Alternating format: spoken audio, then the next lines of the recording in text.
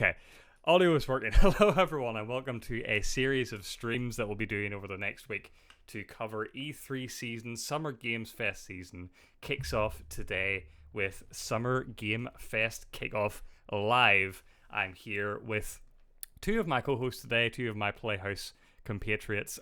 Tim is over there on that side, Ooh. and Keith is just down below chilling on a beach, bringing in the summer vibes uh, Hello. in his VTuber avatar. Uh, Wait, can you go inside? yeah, virtually, but it still counts. So today is the kickoff of the whole season. We will be doing a whole load of different streams this week for a whole load of different conferences, and as I mentioned, it begins today with Summer Games Fest. Just generally, though, speaking about this whole next week, I'm going to ask you guys for a scale of 1 to 10 hype check right now. Let's start with you, Tim. Where are you at? I would say I'm at a 7. I think we're still kind of in a stage where we're not going to get like the same kind of grandiose reveals that we would get at an in-person fully staged E3. Mm-hmm.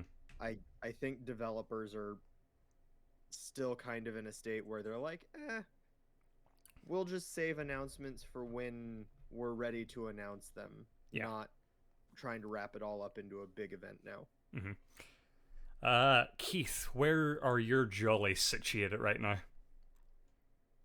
So my hype level is probably sitting somewhere at between I don't know, maybe 5, 6, maybe peaking into the sevens at some point. I'm trying to conserve some of my hype for something that might shock me.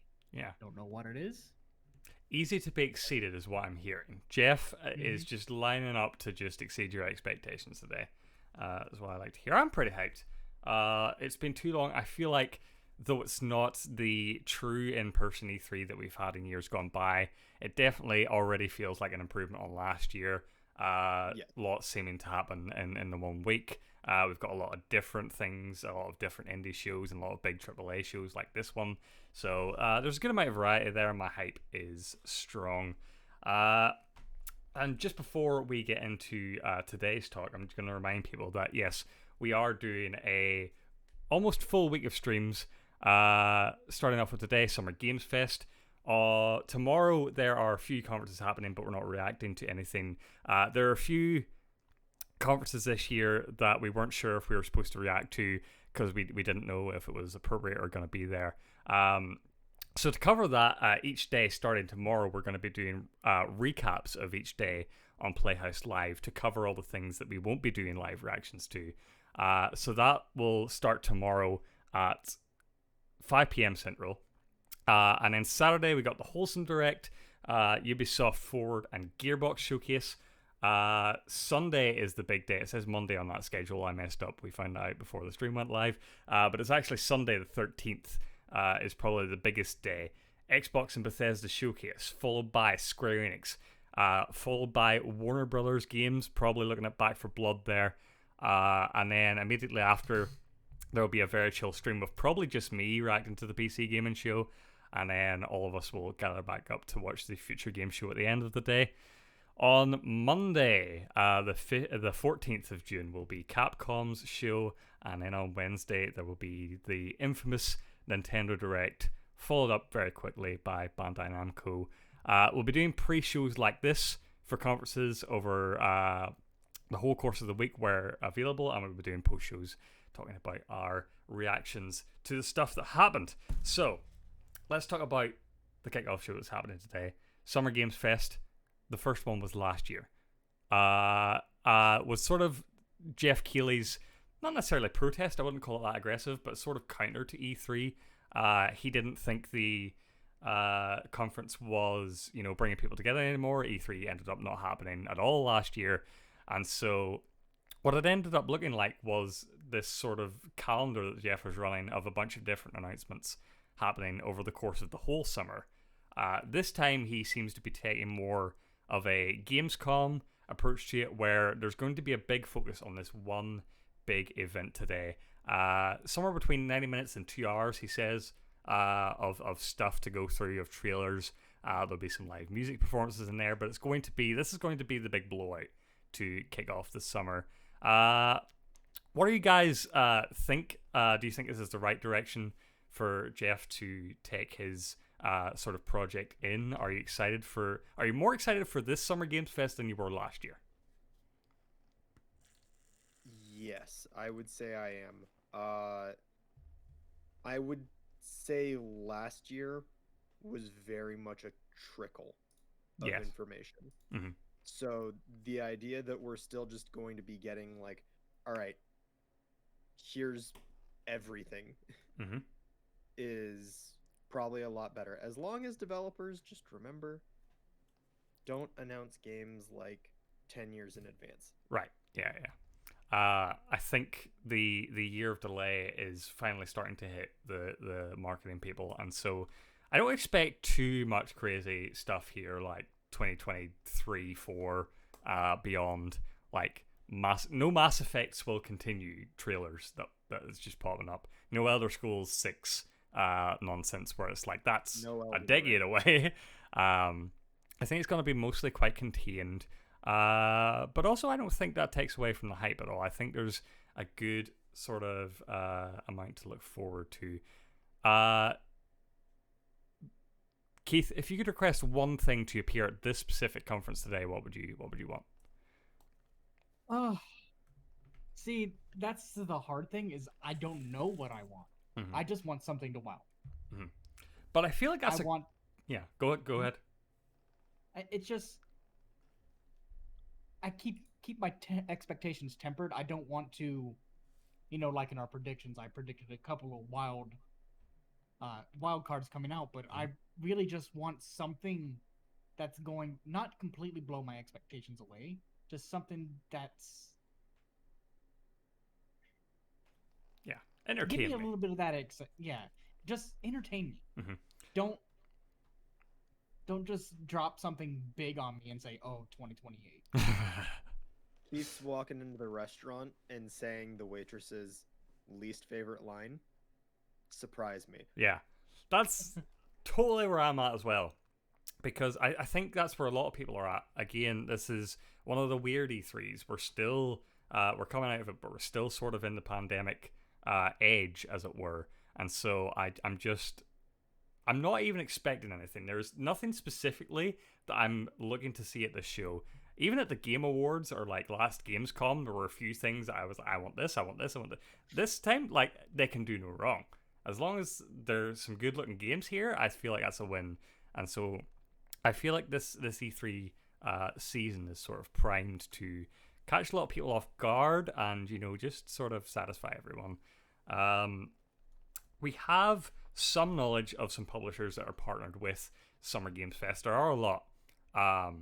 Geoff mentioned in a Q&A that most of them, the vast majority of them, will have something to show at today's kickoff. And so I just want to take you through a few of them and ask you guys what you think might be there. The first one, this is a big one because they're one of the few that don't have their own conference this year, PlayStation. What could PlayStation show up here? I think they will. I just don't know what. Oh, PlayStation.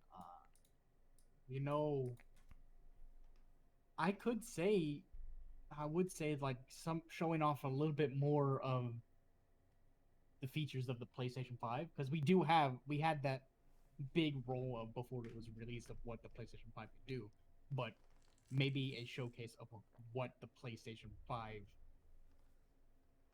has done, what developers have done with the PlayStation 5. Mm. So, because we're literally like 10 hours from release, I think they'll do one last Ratchet and Clank drop. Right. Yeah.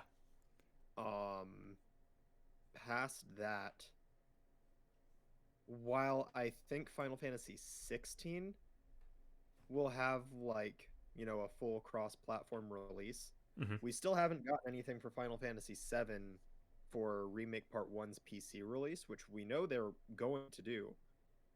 So we might see something like that, but if it's just PlayStation stuff, this might be where they drop like the teaser for Part 2, if they're still maintaining PlayStation exclusivity with that kind of stuff. You just told me, Tim, I won't accept that because you just told me like developers don't show things today that are gonna be miles off. And like, Well, but I don't to be believe that fair- Final Fantasy VII Remake Part 2 is coming out within the next 2 years. to be fair, this is also Square Enix we're talking about. Fair, yeah, you When can't it stop comes them. to stupid decisions like that. Yeah. Notorious. EA.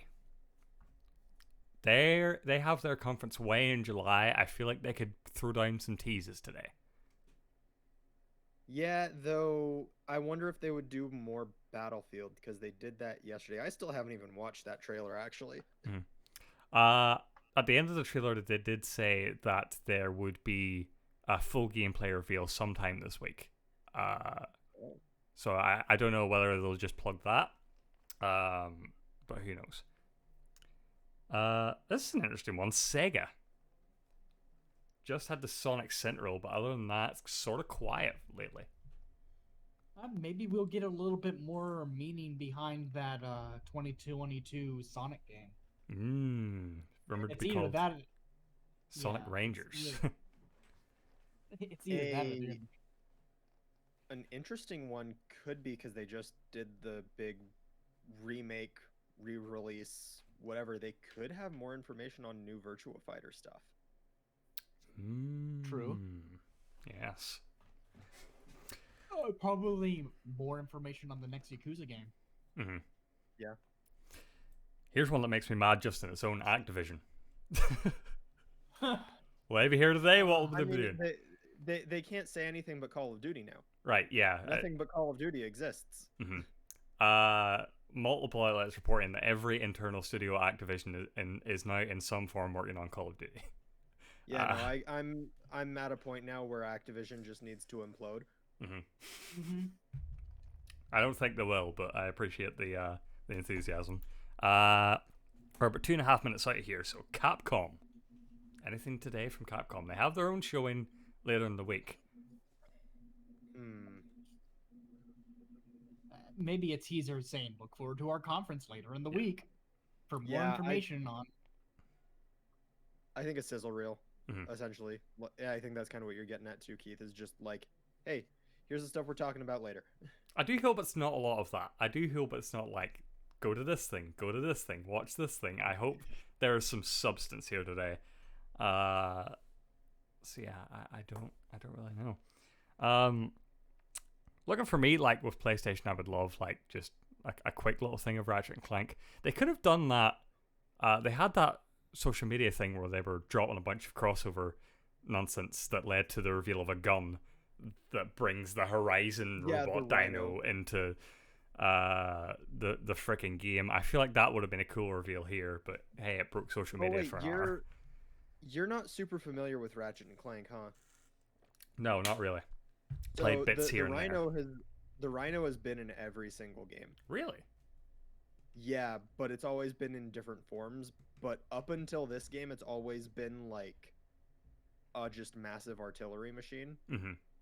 So like in the remake, it basically played the overture while you just fired payload upon payload upon payload of rockets. Yeah. But Rhino stands for Rip Ya a New One. Very Insomniac. So I guess it's ripping a new one for the entire dimension. Yeah, ripping a new rift. Love it. We are less than a minute out before this kicks off here. It will be in person. No crowd, but Geoff's hosting in front of a big, nice LED screen. And so we will see what he has to say. Any last minute requests, yell them out. Any last minute dreams before you want to voice them into the world before it starts. Have Naughty Dog stop working on Last of Us and give us a new Jack and Daxter game. I don't think you're going to get it, but I respect it. Smash character.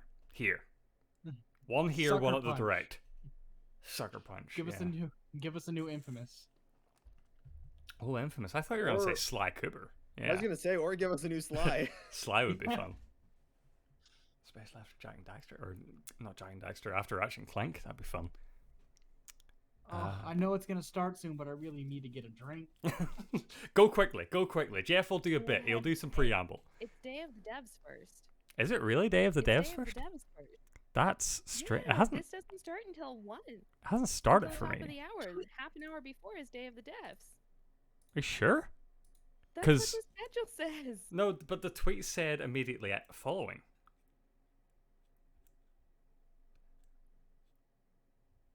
Oh no, you're right. Well, You're right. You're totally right. I'm messed up.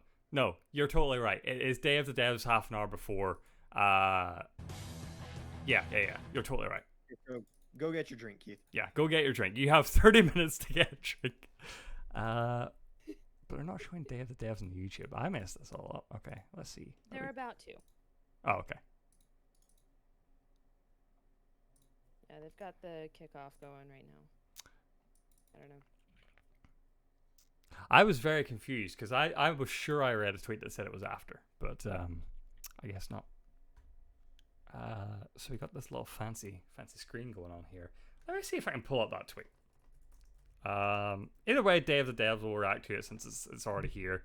We'll have it on the background because you love to see some indie games. And as far as indie game showcases go, Day of the Devs are always like nicely paced. I think give a good insight into the people behind the games. I think there's always some Tim Schafer nonsense going on, so that's always fun. And I was gonna say, have you been paying attention to Game Informer No. and all the coverage they've been doing for Psychonauts 2? I've been following. I've seen some tweets. Basically, they're ramping up their marketing push for that. That's all I've seen.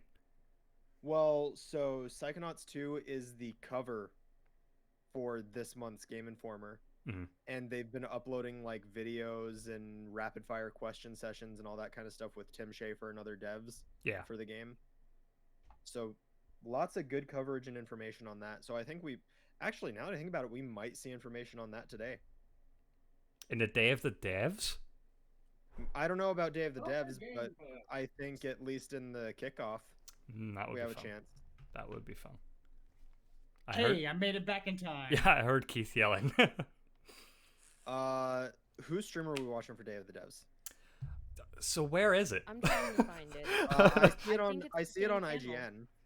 In case anyone is wondering what the disembodied voice is about, Rose is in the background helping to keep this stream running. So shout outs to her. You may hear her from time to time. Sorry. Yeah, so I'm looking at IGN's stream for Day of the Devs, which is Double Fine and I Am 8-bit, live in 116 minutes. Yeah.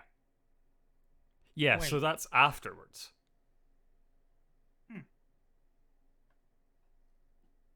Let me find the tweet Which again. is funny because when you look at dayofthedevs.com, it says that it starts at 10:30 Pacific. This confused me too. I thought I messaged you about it. Maybe I didn't. But I was very confused. Yeah. I am only as good as the information that it gives me. No, for sure. It's like keeping track of all this stuff takes a team. I don't know how like normal people who like aren't as into this stuff as we are supposed to keep track of all this stuff because there's You just watch a highlight. yeah, there's stuff going on everywhere. Yeah. I can't find the tweet, but anyway. Let's keep talking about what we're expecting then. Let me bring up the list of publishers to see if we can get an idea about what else might show up today. Because I didn't know you got that list. Yeah, no, we definitely did.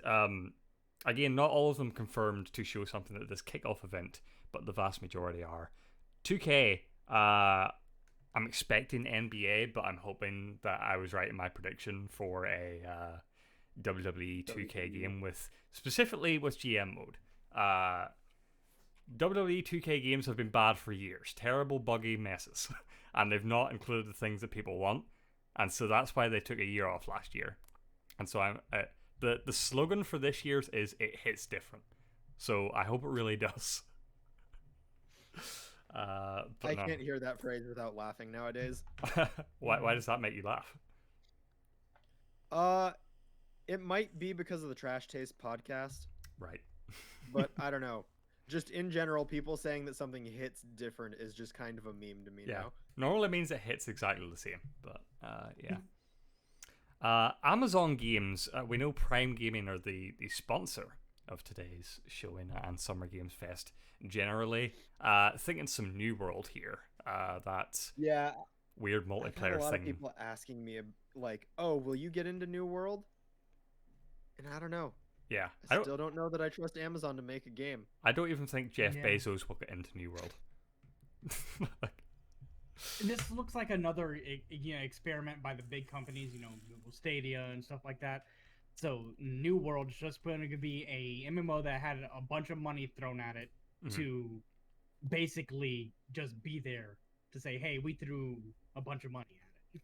But it And will then it'll be die before release. yeah, it will be a milestone for Amazon though, because it will be their first released game, or at least the first one that they released and didn't immediately unrelease because it was bad. Annapurna could show up. Notorious trailer droppers at the Game Awards. Is it them who's working on Road 96? I believe it is. Yeah, I think it is. so. And I think we saw that at this year's Game Awards, and that looked pretty cool. So that could have another quick little show in here. It's dated for this year, unless it's been delayed, so that could show up. Blizzard are listed as a publisher partnering with Summer Games Fest. They have shown a little bit of Overwatch 2. Whether that needs to be shown here again, maybe. If anything, I would like one of them nice CG trailers that they make. Yeah, one of their fully animated trailers. Yeah, I think that would be a decent drop. Yeah. I think it was when me and you, Tim, were reacting to Opening Night Live for Gamescom last year. They showed the trailer for the WoW expansion that felt like it lasted 20 minutes. There was some weird afterlife stuff. I didn't know what was going on, but I enjoyed it. Yeah. It was a narrative thrill. But at the same time, Mhm. I don't know that they want to drop WoW stuff right now. I mean, I guess if there's any time that they should, it's now. Because man, if you play MMOs at all and you pay any attention to that scene, all you will have seen in the past like half year plus is tons of videos of WoW streamers, even small ones, making content of why I'm switching to Final Fantasy 14. Right, yeah. Yeah, there has been a big push. Just on that note, did Phantasy Star Online 2 New Genesis launch last night? Yes. Yeah, I thought I saw people streaming that. Anyone jump on that? How's it looking? So, fun little statistic for you. Mm-hmm. More than 50% of the players who played the beta didn't make to level 10. Oh. They dropped it before they reached level 10. That's not a good sign. That's part of that may also be that there were other betas and whatnot going on the same weekend, like Guilty Gear. They also launched the same day as Guilty Gear. They're launching, they launched a day after Guilty Gear's early release. They launched the same night as Final Fantasy VII Intergrade, and 2 days before Ratchet and Clank.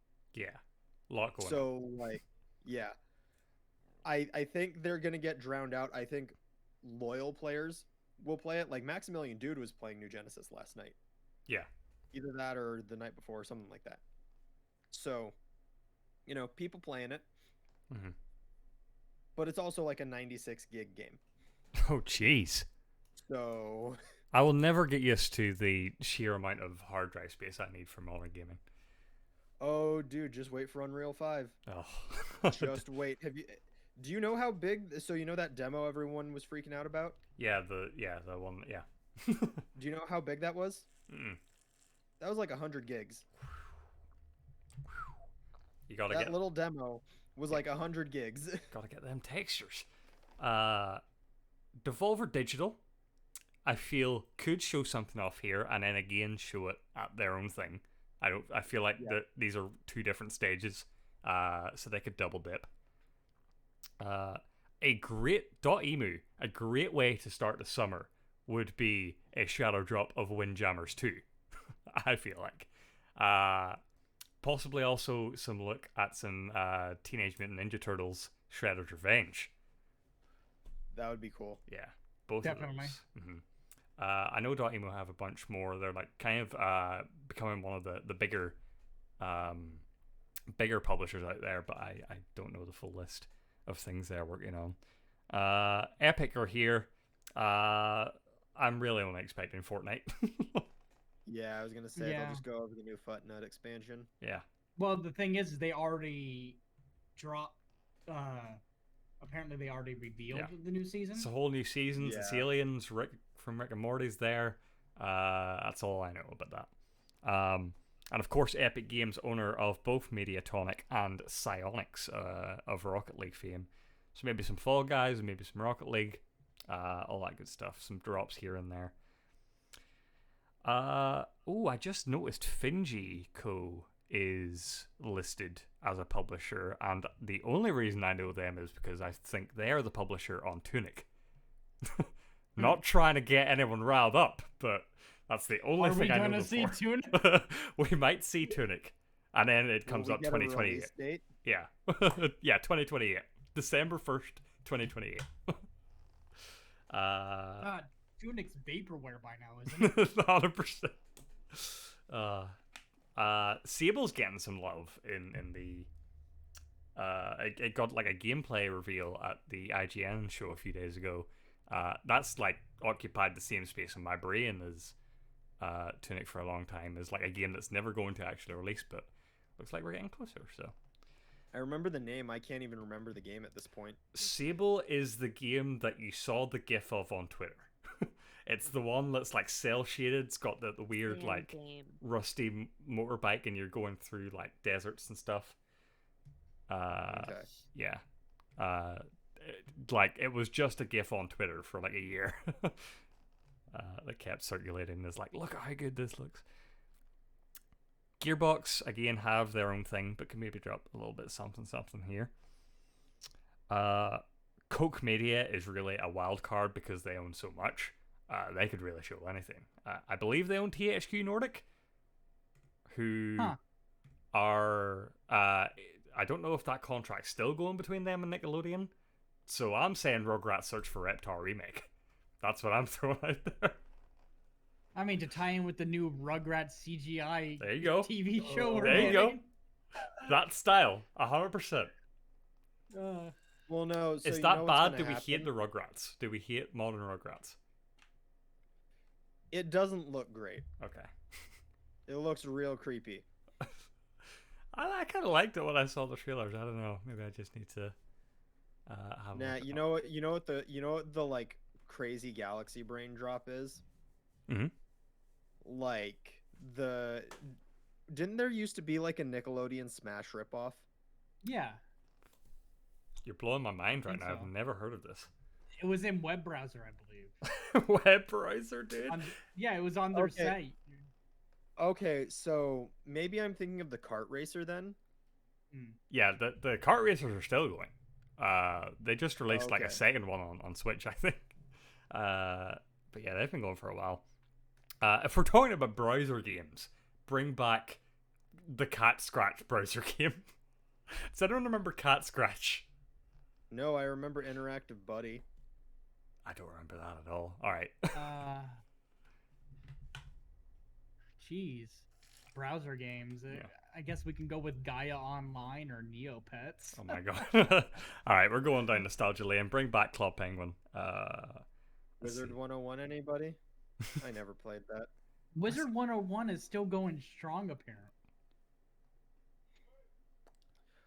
Dude, I looked at the publisher list for Summer Games Fest, and there's a publisher called Wizards of the Coast, and I swear to God I looked and I thought it said Wizards 101. Well, Wizards of the Coast is like D&D and Magic. Yeah. Oh, are they? Okay. Yeah. Isn't there a D&D game being worked on? D&D like Dangerous Alliance or something? Not Baldur's Gate. Baldur's Gate is that's Larian Studios working on that. Yeah. The next one is Dark Alliance. Dark Alliance is the one I was thinking of. So yeah. I'm gonna say that shows up today. Do Saber Interactive make their own games, or are they just remakes and stuff? Because I feel like I only see them ever attached to remakes. It said Super Interactive? Saber. S-A-B-E-R.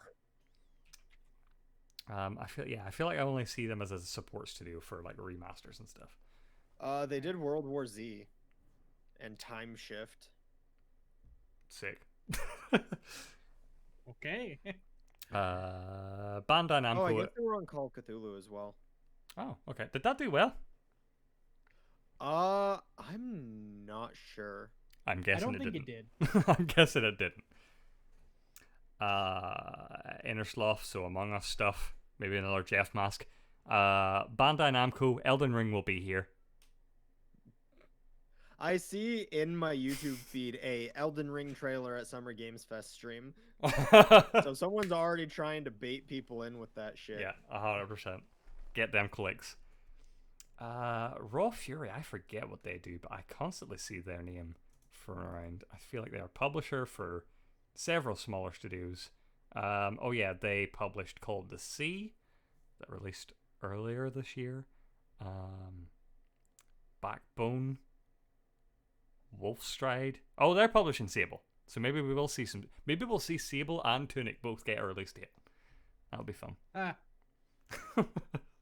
By the way, I didn't think about this for the predictions, but you know the craziest drop? Give me a crazy drop. We get the final release date for Skull and Bones. Oh. Ubisoft listed as a publisher. They have their own Ubisoft Forward thing, but again, nothing's stopping them from double dipping. Maybe they're like, Ubisoft Forward is going to be all the 2021 games, but the crazy games that are never going to come out, like Skull and Bones, put them in Summer Game Fest. Put Beyond Good and Evil 2 here as well for going on that. Just like they're all just like, look at this upstart Jeff trying to make his own show. Let's destroy him with all of these non-releasing games. Yeah, put it all on Jeff. When we were doing our predictions video, when we were crafting our predictions, I really wanted to make a Beyond Good and Evil 2 prediction, and I tried typing it, and my computer wouldn't let me. That's what it was like. Well, the thing is not if you type Beyond Good and Evil into your computer, it uses you as part of their rendering server. Yeah. It's part of the hit record thing with Joseph Gordon-Levitt. It like just takes your facial images and puts it in the game. Yeah. The power of the PS5. Tim, speaking of predictions videos, when we did prediction video for Game Awards, you were talking about the possibility of Riot showing up with their fighting game. Riot are listed as a publisher partner for Summer Games Fest. So chance to see the fighting game, but there's other projects that they're working on as well that I think we have a higher chance of seeing. Like they have, I think they might be further along in development for their game. I don't remember anything of League of Legends lore. I think it's Bilgewater. Bilgewater sounds like a made-up game. Well, no, like it's the name of a city in like League of Legends lore where a lot of the more like pirate characters come from. So like Misfortune, Tom Kench, like all that kind of stuff. I think they have like an RPG game that they're making that's set in Bilgewater. Right. So I think that might be further along in development than the fighting game is. So we might see that. Steam are listed as a partner, but I wouldn't put too much weight on that because that's probably just for the Steam Next Fest. That's kind of What under about the... John's prediction? I assumed he meant that at the Xbox conference, but it could be here. That would be hype. That'd be really hype. Or maybe Gabe shows up to talk about the Steam Pal.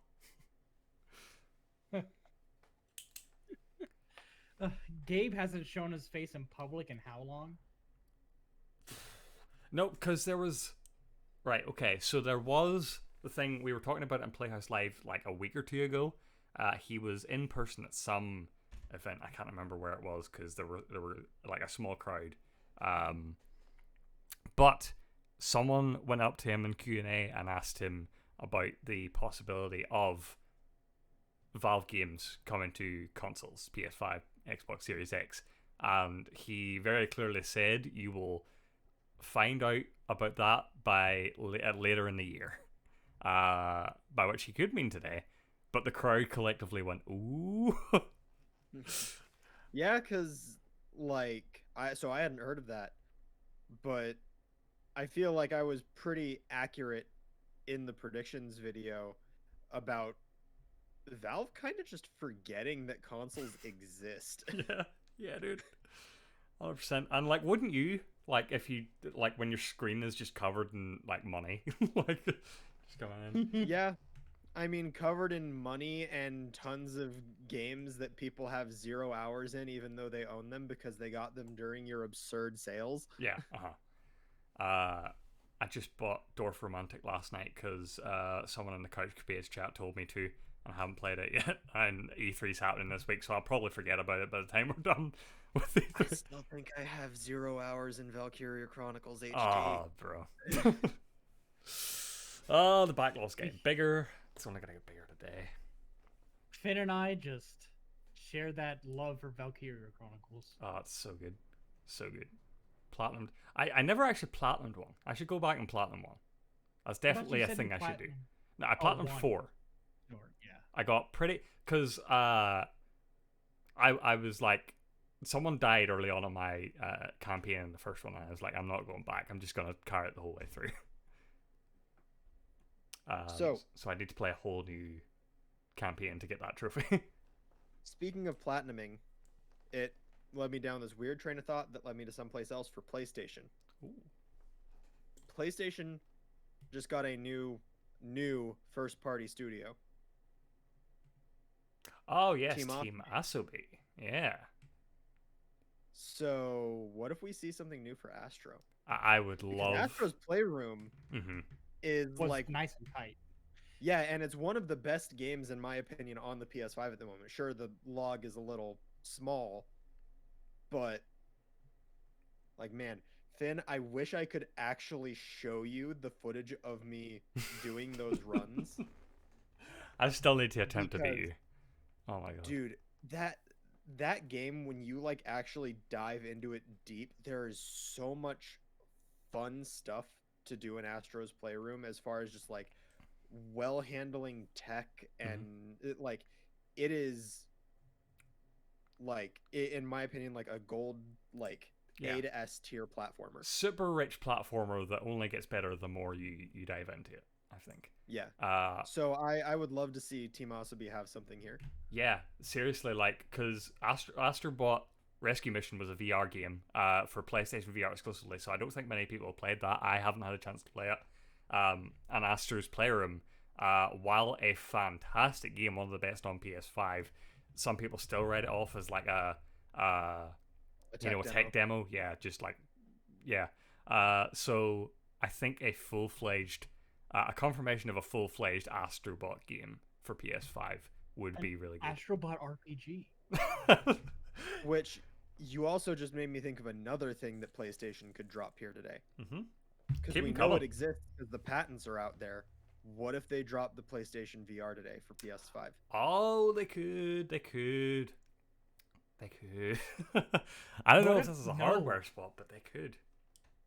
There was also been the PlayStation research that they've been going into for trophies for via emulated games.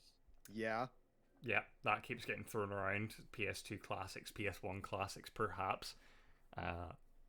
I just got me a PlayStation 1 and a PlayStation 2 console proper because I gave up hope. Yeah. But you know what I probably want most of all in terms of a physical release of something from PlayStation? Here we go. Now we're getting hot. Just give me my official Sony black plates. All right, give yeah. them to me. PlayStation Plate Lab or something. Yeah, like give us plates. Hell, you know what would be the coolest thing? If PlayStation did a thing where they allowed you to get your own printed plates, like custom printed plates. Yeah, you just upload an image. Yeah, that'd be very, very nice. Yeah, totally doable. Let's see, what else was I gonna say? Here's the thing, real quick, and we're 5 minutes out, so I feel like this is a good time to talk about it, right? we were having discussions internally when we were planning out our E3 stuff, whether when the Switch Pro announcement will drop. Tim seems to believe it's not happening at all this week. In utter defiance of Bloomberg. I thought for sure it would drop today before this showcase, but it doesn't look like that's happening. So I have no idea. I have a lot of respect for Jason Schreier, but I don't have a lot of respect for 4chan.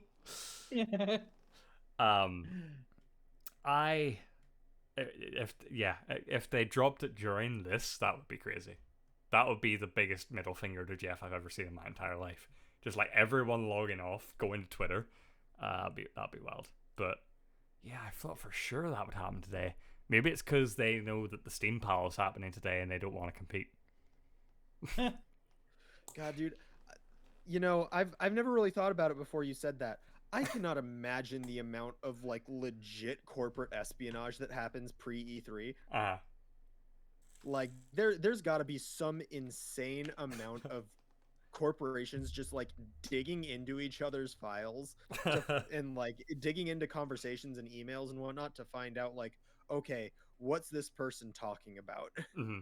I feel like it's not even espionage, but it's like a lot of like power plays. So like I didn't think this was how it worked before the Apple versus Epic emails came out through the court case, but I bet there's a lot of like we saw in those emails like, hey, we're doing this on this day, it would be cool if you could announce this like next week. It's like just like trying to figure out when everyone's doing their thing. Maybe there is a Miyamoto Gabe Newell email chain like figuring out when they can announce their stuff. I like to believe that's what happens. See, but if that's what happened, then we wouldn't have gotten this week of game releases. Mm-hmm. Where we have like the biggest fighting game of the year, one of the biggest PlayStation releases of the year, a Final Fantasy drop, and like one of the most like sought after MMORPG series of all time getting a new release all in the same week. Yeah. Well, sometimes they could just say no. Sometimes they could just say, hey, we're fighting it out. Like, I don't care where you put yours. We're doing it this date. It's like, okay, I'll call your bluff. That'd be fun.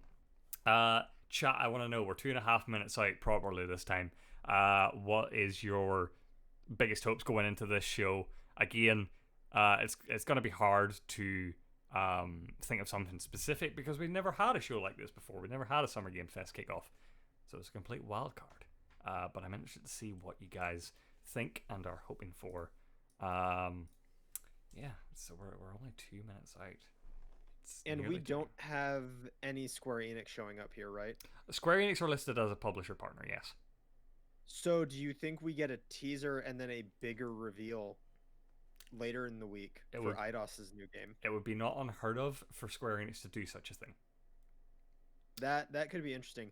I'm still holding out hope that Eidos does a new Deus Ex game. I think that'd be really cool. Yeah. I feel like Mankind Divided. Yeah. So I didn't play Mankind Divided, but I think I truly do think that like this. Oh, we lost Tim. Oh, Tim died. Tim has officially his internet has cooked. Oh, is he back? Okay. There he is. Yeah, there he is.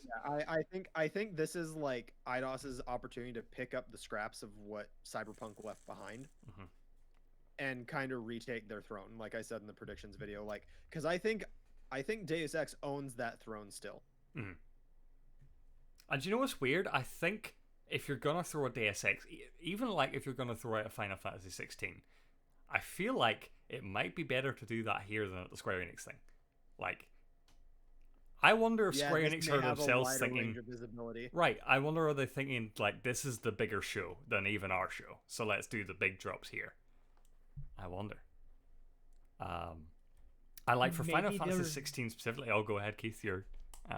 I'm just saying, like for Final Fantasy 16 and stuff like that, they drop, hey, we have a trailer. Come get the live gameplay reveal. Gameplay reveal at ours. Definitely. But yeah, I do think we're gonna get a good chunk of that today from a variety of developers. It's just like, hey, here's the trailer. Come see our thing later in the week for the full in-depth go over. Chat, let me know how audio is. I just turned up the audio.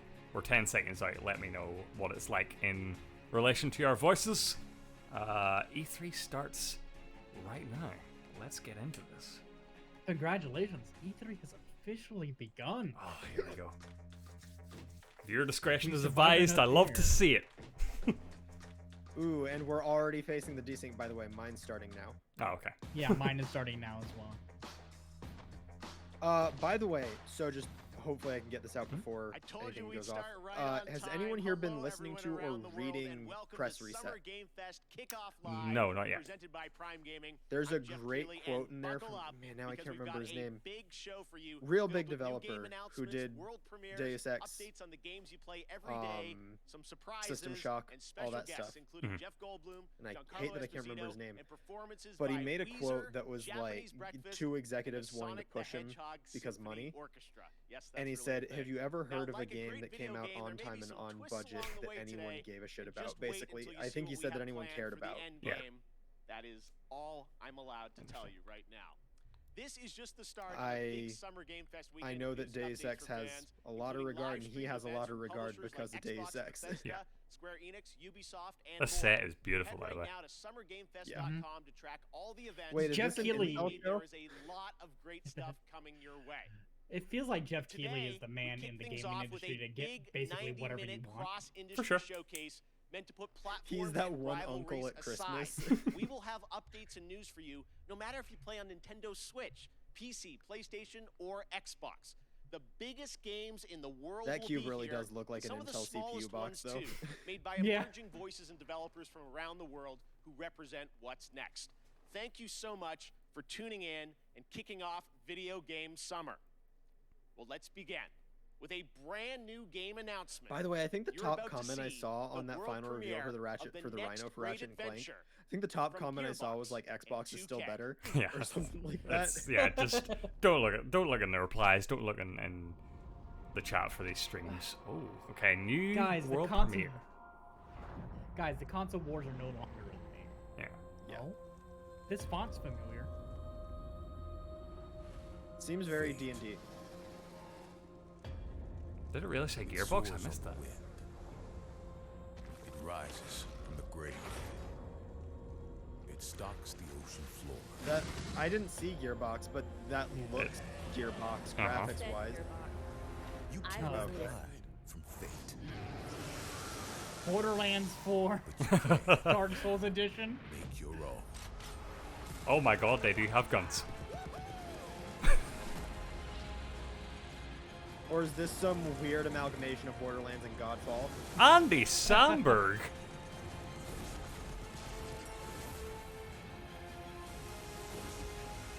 The hell? Wanda Science? What? Don't dare. Ashley Birch. Oh no, this is... Is that Butt Stallion? Yeah, fucking Yeah, Bud oh god. Stallion. Okay, so it's Borderlands. Wonderlands. Oh, this was rumored. Okay. Huh. Oh, Tiny Tina's one. Yeah. God. There was Tiny Tina spin-off was something that was rumored. Tiny There's Tina's Ashley Birch, yeah. Wonderlands is official, and joining us now is Tiny Tina herself. Okay, I Ashley have to Birch. refresh Ashley. because What's I up, can baby? actually How you watch doing? our Great to have you stream, here. and it is Okay. I think more the up big to question date everyone's than the gonna stream have I'm watching. What is from the Game Wonderlands? Yeah. What can you tell us about it? It's a great question. It's a Yeah. high If you fantasy need me to take pause on for a like movie 5 shooter seconds, I can do saw, that. And if you're a fan of Borderlands, you'll probably Let's do that. recognize Yeah. some Okay. So fantasy pausing elements in now. 1, 2, 3, 4, 5, and go again. inspired by Assault on Dragon Keep, which was the Borderlands 2 DLC that was beloved by the devs, and so this kind of inspired Wonderlands. Now, I think the elephant in the room is this a Borderlands game? Is Wait, it is not? that How does it just relate? Matt Mercer? So it actually Because isn't. that It's its character own looked standalone legit game. just like And Matt Mercer people drawn that in love Borderlands are style. gonna find lots of elements to love about Wonderlands, but it's its own thing. Tiny Tina's got That's her own thing definitely going on just now. Matt Mercer. So it's got its own mechanics. There's spell casting. You can customize your character this time, which is super exciting. And yeah, so if you love Borderlands, you're gonna find stuff to love in this. And if you've never played a Borderlands game, this is a great place to start. Okay, well, Tiny Tina gets her own game, which is fantastic. Yes. What is her role? Why does she get her own game? So she is your bunker master. She is kind of guiding the narrative and changing it on a dime if she wants. And she's just taking your cast of characters, which is an amazing cast, through this wacky world. I think this is a great direction for the series to go. Defeat the Dragon Lord. Who is that? I don't know. You'll have to pray. And I wonder who plays the dragon. Like, Yeah, quite the voice casting 'cause, for like, you in this, which is awesome. I know feels Strider like saying such he a loved big 3. experience. I really could so not this get was a into bit of a Borderlands tease, 3, and I think a announcing lot it's of out people were in there. that same boat. When will we find out more about this game? So, like, hopefully this for a lot of summer, people, Bunkers and Badasses and you in can find out Borderlands a 2 lot more at was like the last playwonderlands.com if you'd thing like. that they Okay. really enjoyed from But the yeah, just Borderlands stay tuned franchise. for updates. All right, coming Yeah. early 2022. So Yes. look forward to next year. Ash, thank you so much for joining us in person. Thanks for I having really me. appreciate it, and we'll see more later this summer on that game. All right, well, now it is time for another brand new game announcement. This one you probably are not seriously, that is just expecting. straight up Matt A Mercer. classic 90s franchise is coming back to life as a Oh. grid-based tactical strategy title for Steam on PC. You're talking my language, This is an Jeff. insanely fun trailer. I hope you'll enjoy it. You're talking my language. Tactical strategy Yeah. from the 90s. .emu. Tactical? SNK. No. SNK. Robot Tyson? Classic No. .emu animated trailer. Oh, look at this. Wait. Okay, no, this isn't, Oh, Metal Slug. Wait, it is Metal Slug! Holy shit! Metal Slug is a tactical RPG? What? Okay. I've never played a Metal Slug and I'm in. Look at You know this. what Metal Slug is? Finn? No. It's like one of the old, like, arcade shmup games. So now this is a shmup turned tactical RPG. Sick. I always love how .emu does these trailers. And actually, the 3 Metal Slug characters that are typically in KOF all just got announced for KOF in the past, like, 3 months. Uh-huh. So I'm glad that they're paying attention to the series, because there's a lot of people that love Metal Slug. Wow, what a trailer. Yeah.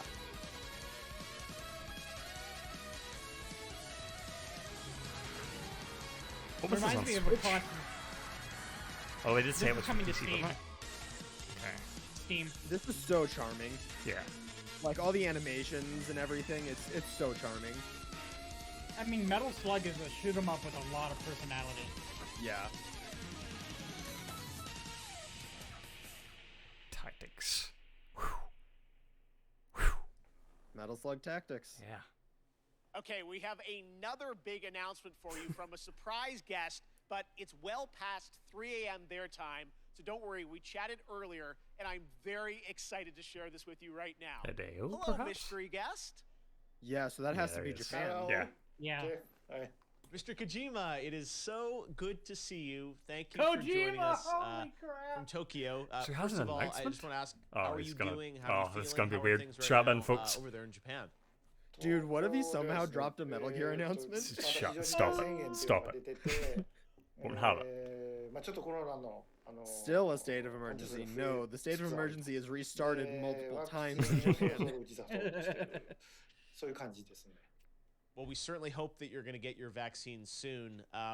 Let me ask you, as a creator, how has this past year impacted you? 今までのものづくりっていうのは今自分がいる世界を見てで地続きで5年後10年後20年後どうなるかっていうのを考えながらそこにエンターテインメントを加えていって作ってたのが結構その10年後20年後に当たってたりっていう Yes, Kojima, we know you can あったんですけ predict ど the future. You 今回の predicted it with Death DS に関 Stranding. して You はもう predicted it with Metal Gear 発売 Solid 直後 2. になったので Predicted it with Metal Gear Solid 3. ちょっとかなりものの考え方が変わったというかものづくりのスタンスがちょっと He 変わったという even か mentions. Oh, yeah, no, I kind of called 考 it. えました今後のものづくりやっぱり And so you'll be happy to know that in my next game, the world implodes. 楽しんでもらって God, dude, if Kojima makes the game where the world legit ends, I'm running. I'm signing with Elon Musk and going to Mars. なんていうんでしょうね、フィクションじゃなくなってしまうので。なんで今回のコロナの中で、Can't believe I didn't even think about a Kojima guest appearance here. いろいろ考えました。 And they're like best buddies. I don't know how we didn't think about that. 大きく考えていると思います。911の時と同じような感じだと思いますね。これからエンタメをどういうふうに切り取っていくかっていうのは、That's a big comparison, but it's not too Well, far. I know we are all very curious about what the next era of Hideo Kojima entertainment is going to be. I don't know how much you can say, but can you give us any sense of kind of where your mind's at right now, what you're thinking about, some of the themes or the ideas? これ言えないですけど、今までのような、こう一歩一歩進むものじゃないんですよね。やっぱりその911の時もそうですけど、このコロナでガラリとあらゆるものが変わっていく、ものすごいスピードで変わっていくんで、そこでエンターテインメントが遅れを取ってしまうとダメなんで、それをどうするかというその予測ですね。まあ、全くこう宇宙人が攻めてくるとか、Oh god, he's predicted aliens. そういうゲームであればコロナ禍でも関係ないんでしょうけど、やっぱりこう、社会性の基盤を持ったエンターテインメントっていうのを作りたいですし、皆さんに起こりつつあることをエンターテインメントの中でちょっとご紹介したいと思います。 His next game's gonna be a social experiment. We're gonna have to kill the dog. We're already playing his game and we have no 今まで以 idea. 上にすごく急激に変わっていっているので、そこを間違えないよう Truly, に Kojima is actually the one that just created the Matrix. そこはすごく神経質に This is his self-insert character. All right, fair enough. I tried. Well, Mr. Kojima, honestly, I really do appreciate you making the time to stop by and just say hello to everyone. We miss you, and we can't wait to see what you're working on next. So, thank you. Jeff, one more thing. Oh god damn it.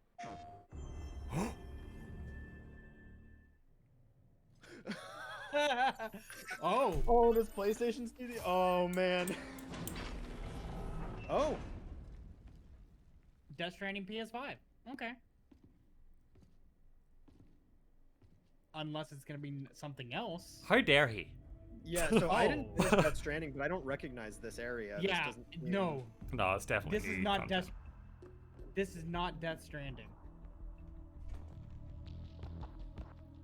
Or at the very least, not one. Holy This shit. is Metal Gear music. Yeah, that's. Oh. I mean, even without music. Yeah, Is it this feels. Shadow Moses? It feels like literally the first level of Metal Gear. Yeah. This is Shadow Moses' music. Oh my lord. How dare he? Well, I remember the area looking different, Strider. Like, that's the thing. The area looks a little different. But yeah, no, those vents. Something's afoot. Oh, it's the Yeah. box. The box. Don't tell me he somehow got the rights from Konami. Wait, the box. The Yeah, box. I know the that's what I'm saying. The box. Oranges. Oh my god. I am. No, because he's putting the box on. Are they? Like, is he just trolling? Is he just trolling? No. Kojima, don't play with my heart like this. Are they in the same universe now? Is that what's happening? What's happened? Yeah. They're trolling me. I'm convinced this is a troll. This is no. Oh, my stomach is now growling. He's hungry for Metal Gear. Yeah. He's gonna put the box Yeah, back on. he put the box back.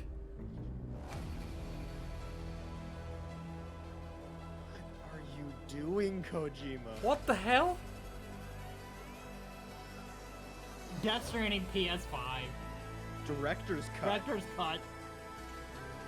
No, this is already an 80-hour game. Time for Snyder Cut. How dare? Oh, I'm mad now.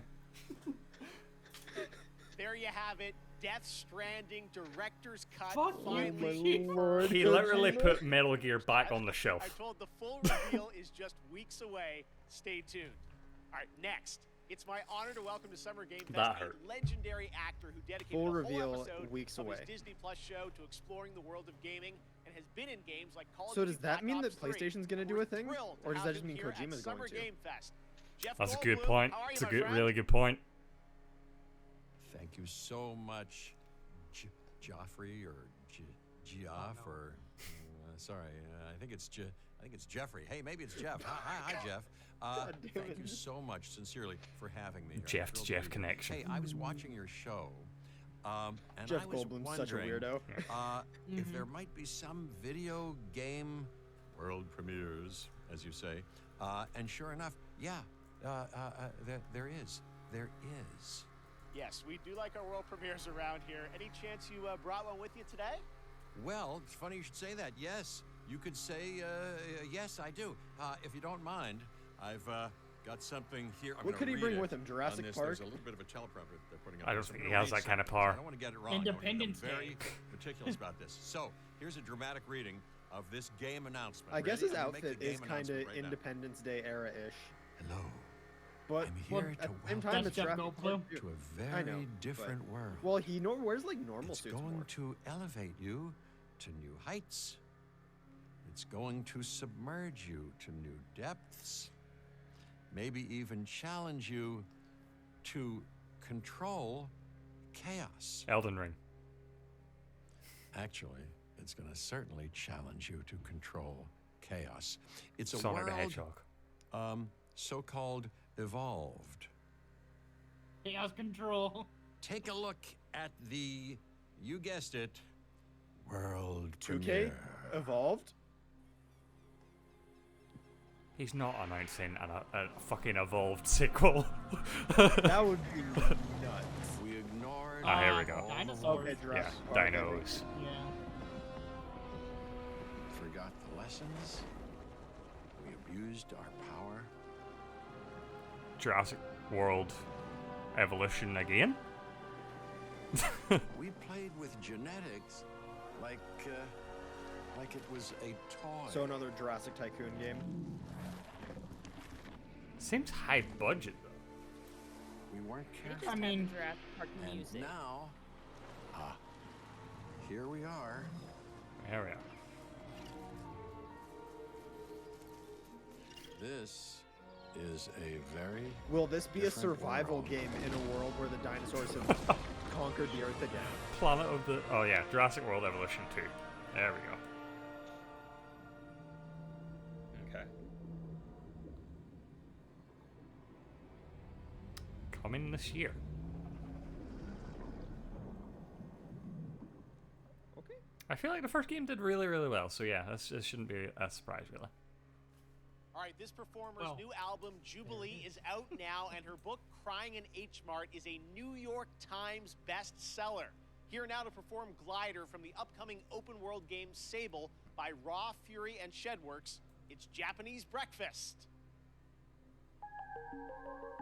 Sable. Now, as far as we know, we're allowed to stream this. Full audio and everything. Jeff said everything should be good today, music-wise. So let's Maybe we just... should just keep talking, just in case. remix.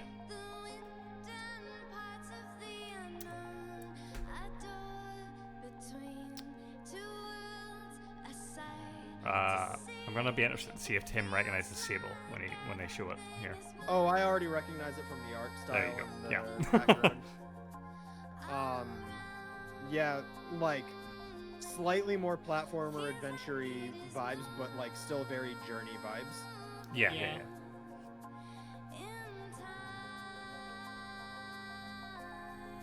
Strider, there was some stuff about that at the Guerrilla Collective. I don't know if you watched it, but that was the first game they showed at the Guerrilla Collective, I believe.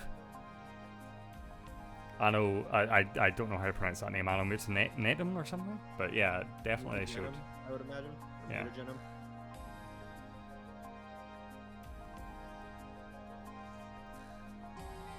That was the one where like the trailer for it, the gameplay showcase, had like Steam notifications popping up in the bottom right. That was fun. Man, Finn, I cannot imagine how much work went into the shaders for this. Oh, that's like what they're selling the whole game on. So, hell yeah.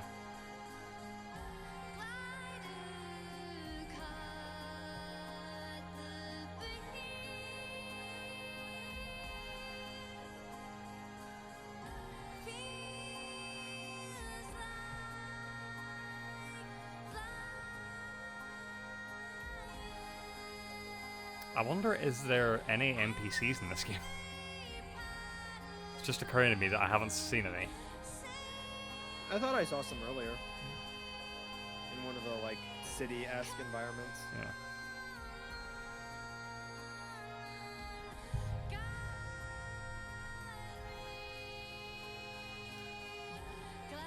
So yeah, I think most of the music today, they're like talking about being in the games themselves, like the Weezer Performance. That's going to be part of some game, which is cool.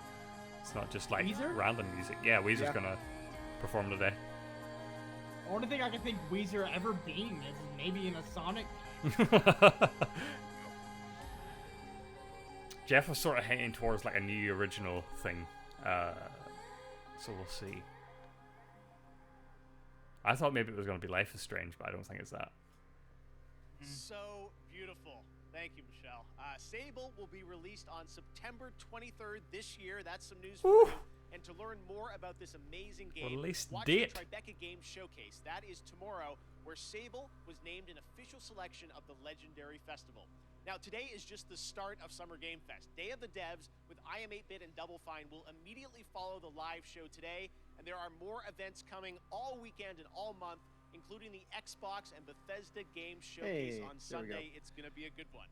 Right now, though, we're thrilled to announce the upcoming Western release of a spectacular 3D, massively multiplayer online role-playing game. Whoa. Welcome to the world of Lost Ark from Smilegate RPG and Amazon Games.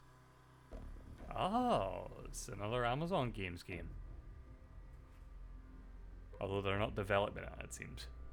No, they're not developing The Western publisher for it. Yeah, I think this is another Korean MMO. A relic from the half-remembered chain war. But now, our world has been torn once again. The demons have returned. Definite Divinity vibes. With roaring destruction I'm getting Ion vibes from it. and waking nightmares.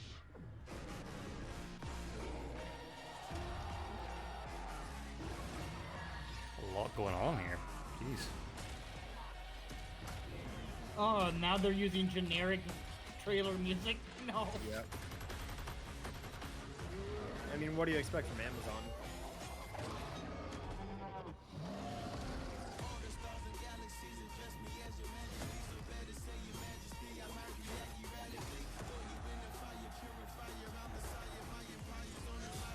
Yeah, use rap for a fantasy game. Remember when they did that for Godfall?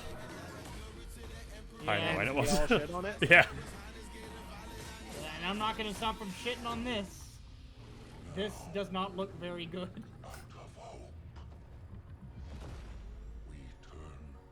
I don't know, I mean, it's got good visuals. Yeah.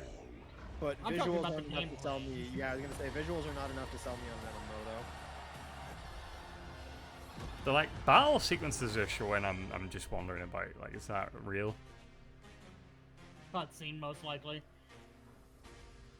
Fall 2021. All right. We stand a Western release. Sometimes when you play a game, there's that one thing in your inventory which turned out to be far more useful than you first realized. That's kind of like Prime Gaming. If you're an Amazon Prime member, and most of you probably are, you get a ton of gaming goodies every month. This month, you can download Battlefield 4 and Batman the Telltale series. I don't believe Geoff wrote that. I don't believe it. There are special in-game benefits and perks in GTA Online, Valorant, Apex Legends, and more that you can unlock. It's awesome value, and honestly, This kickoff show would not have been possible without the Prime Gaming folks believing in my vision for a new way to bring you the news this summer. It's a fair point. So, I definitely head over don't to believe that this would be a gaming.amazon.com thing and if check he out didn't all get a the sponsor. perks and free games, which change every month, but you get to keep them forever.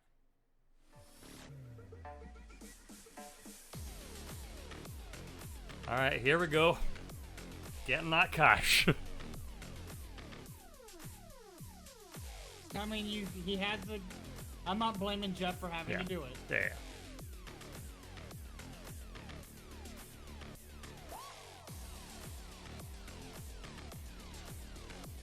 I love how it seems like EA has realized, oh, you know, Battlefield 5 and 1 didn't work for us. What's the last one that worked for us? Oh, go back to making content for Battlefield 4. It's so great to have you with us here on Kickoff Live. Everyone is so excited about what Call of Duty's been doing with all these seasons, and I know looks like next week, June 17th, Season 4. Yes, we're super excited. We're super honored. Is anybody to be here, though? So thank you first and I'm foremost. sure there are. It's just such an amazing time for Call of Duty. We're experiencing such transformational growth and dynamism. Are the Tony Hawk fans excited about it? No, Are no. the Crack fans excited about it? Actively, Pyro what's fans the opposite of excited excitement? So it's just super incredible, all the work. Apathy? We are apathy about it. Apathetic. Yeah, no, I mean, I know Season 3, it was like, you know, Rambo, Die Hard. Now, who knows what's in store for Season 4, but you guys, you know, continually update the game now with new stuff.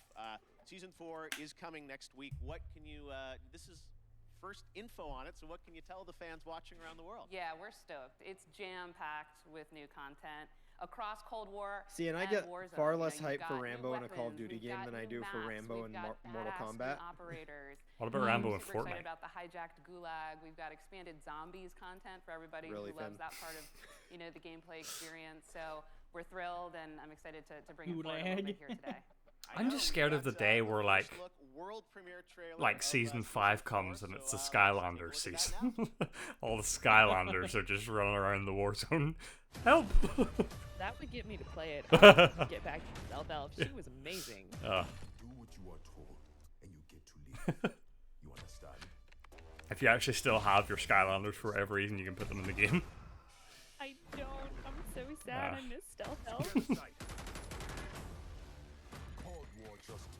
You know, I swear, if you play Call of Duty Warzone, though, it's like the only game you can play. Yeah? Because it's like 300 Oh yeah, gigs. because the size of the sheer.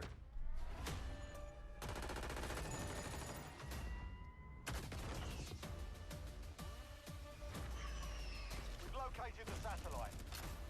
It is truly amazing though how Activision are now just a one game studio. Like they're able to just like be as profitable as they are with just this one franchise. Yeah. For a while, you could have easily said that about Square Enix. Fair. Oh my God, that looks so But even fun. Epic are 1v1. diversifying. Like they're buying studios, All they're right, well, let's building move on new to, stuff. You first joined Building a Activision to run monopoly. Call of Duty Esports, and we're going to talk a little bit now about. It makes me wonder, what though, is if it's the actually a bad World sign and that Series Call of Duty's of, actually Warzone, which failing, is and gonna that's start why they on think they need to June throw all the their resources 22nd. at it. First of all, tell us The financials we're that they keep super releasing excited wouldn't about it. suggest It's as really much. a new But way for us to maybe highlight there's some behind the competitive scenes Call of stuff that Duty. they're not We've telling got us. great success going with Call of Duty League, and now we've got some of the biggest names in gaming battling it out in Verdansk for what will be the biggest prize pool in Warzone. Since Yeah, its Strider launch, makes a good right? point, too. So, When your CEO we'll takes talk a most of little the bit about money, what you that need a good entails, cash but cow. custom lobby experiences, 150 player to a side squad. So I'm stoked to see how they kind of rally here in Verdansk. Yes. And How many coming people up, was it that very they laid soon, off? June 22nd, Is it like 200?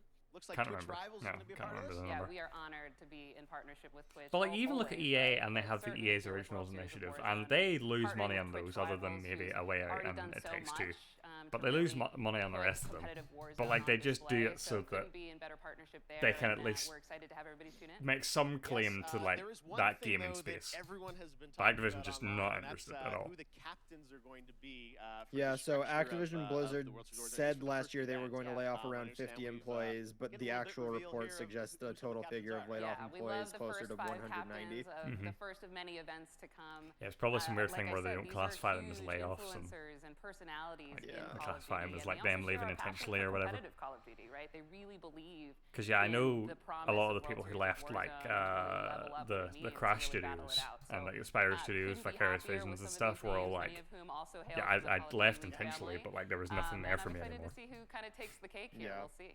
I was going to say, they'll all be battling out in just a couple weeks on Twitch Rivals. Well, it's really exciting to see how much Call of Duty. I mean, is on growing paper, this I kinda left myself, but I year-round was experience pushed for out. everyone, so more content. So Yeah. Can't wait to see where you're going to take it. And I know there is a big new mainline game coming later this year too, right? Indeed. More $100 details to share spend later on Battle.net as but, a severance. Sledgehammer Games is, going to bring forward something truly incredible. So we're excited. All right, we tried, guys. There will come a time and a place for that. All right, Johanna, thank you so much for joining us. We really appreciate it. All right, we've got lots of Summer Game Fest kickoff to go, but right now we've got a surprise guest joining us. We love my surprise fellow guests. Canadian, Ryan Reynolds. Hey, Ryan. Deadpool 2. Well, thank you, Jeff. The game. And hello, Summer Game Fest. Now, Did you I play know the you're first? thinking, and no, I didn't, but I I'm not here to watched announce lots of I'm the playthroughs star of it. I thought it Elden was very Ring, fun. I think. Instead, no, I'm here to talk about good old-fashioned movies. You remember those things? Of course you don't. Look, I have a new movie coming out August 13th called Free Guy, and in this movie I play an NPC character in a popular open-world video game until I break free, Oh, Free Guy. and I realize that it kind of sucks to be a It was lonely definitely an background character on an interesting endless trailer. walk cycle. Yeah, I was wondering So, what happened now about that here's one of movie. It those was like what world shown like 3 premieres. years ago. It's the first ever Well, look and at it's our funny cast because I on should the have big guessed screen because this the August, trailer and for that is honestly, in my YouTube feed it's been next so to long, this. I can't remember who's even in this movie. I didn't say that. I never ever heard of this. Yeah, I'll do it right now. Oh yeah, My no, name's it's Guy. it's I been thought like I a had couple years I everything think I since we needed. saw the trailer for this. Mondays, am I right, Joe? You said it, Guy. But then I met her. Put these on. Oh my God! What are these, trick glasses or something? Guy, there is no easy way to say this. This world, it's a video game. You're not real.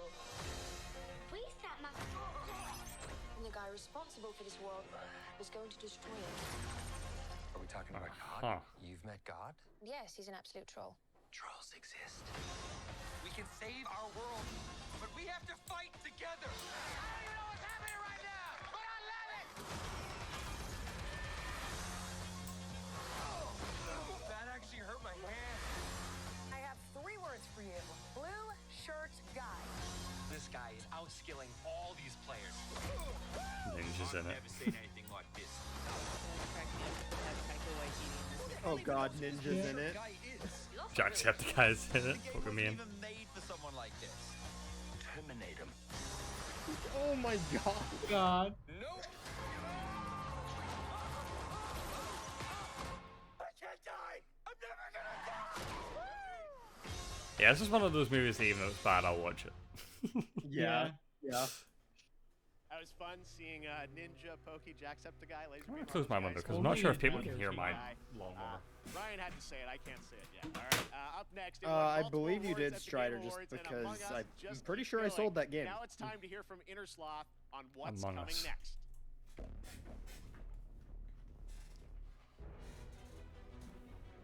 What could possibly be coming next?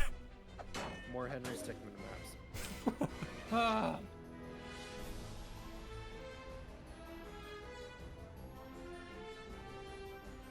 Oh, they made an official mode now. Cool. Oh, where you have like different rules and stuff? Yeah. Ah, yes.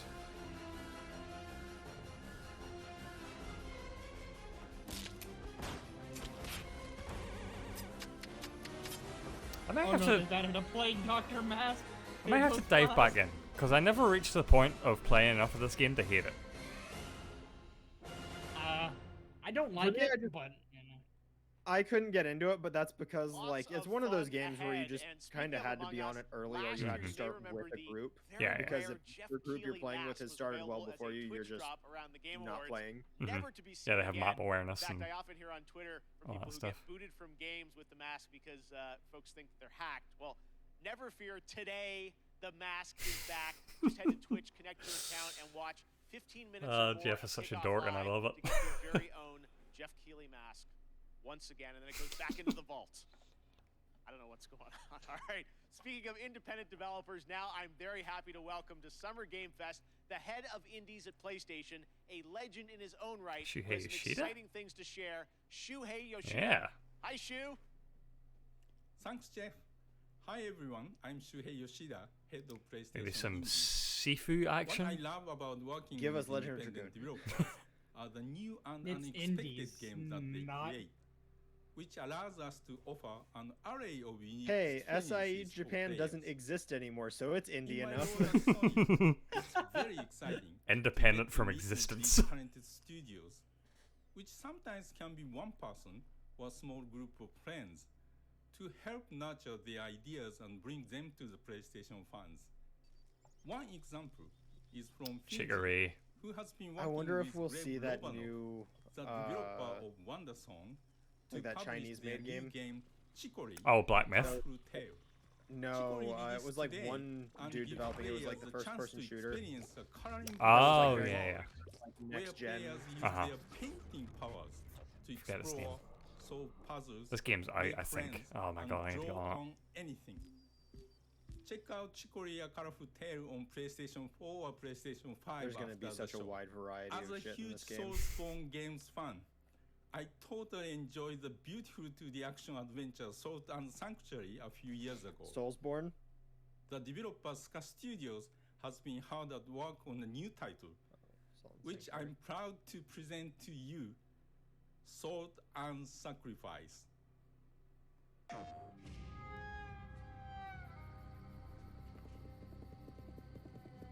Our sins will catch up with us.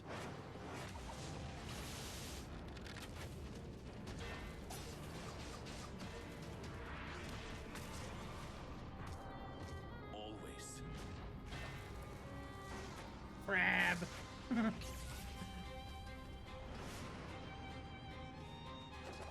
I was given a second chance. I spoke the words.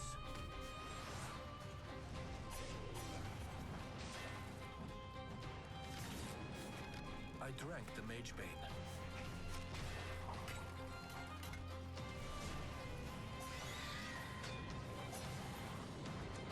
I live now only to hunt mages. I like the amount of like class customization that seems to be there.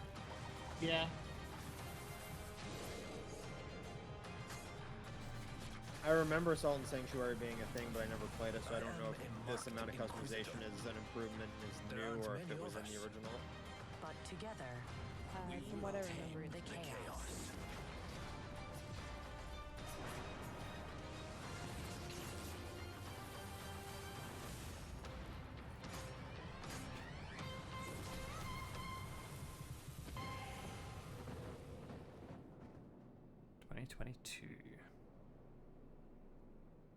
According to Strider, it was widely asked for, so. Yeah. Thanks, Shu, and that's not all. Today, we're also able to share with you Yeah, a Salt and brand new Sanctuary was trailer from actually the a really cool upcoming game. Annapurna John and Heart played it on Machine stream game for a little bit. Solar Yeah. Ash, which is coming to PlayStation later this year. Oh, it is coming this year. Ah. My stomach can't handle it.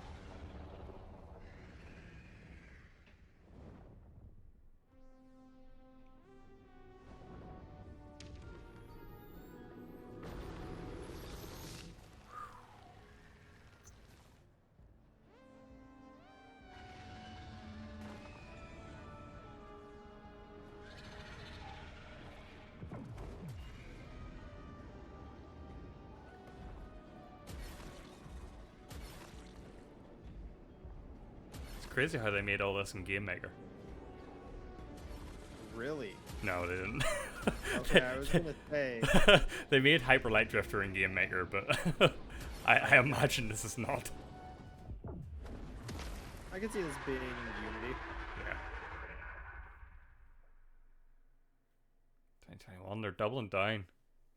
That looks so great. I just Can't wait to didn't see know it if later Game this year. Maker had Now, like this week advanced. there is I a ton can't of video remember if game it news, used but to there's have also a 3D big game capability, but launching I wouldn't be across console and surprised if PC. it advanced to have Chivalry 2, 3D. which brings 64-player multiplayer medieval battles to life.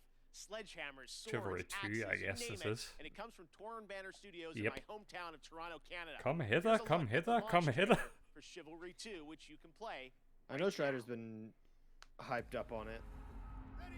I would have been hyped if their like magic one wasn't terrible.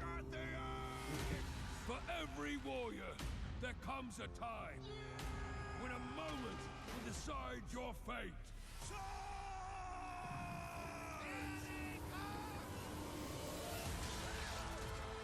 As the throng of battle echoes against steel and shield, and we cry. There's great compilations in Chivalry 1 of people like constantly yelling at the top of their lungs and taking it too seriously, and it's awesome. Ignite the fire of your soul and survive this day.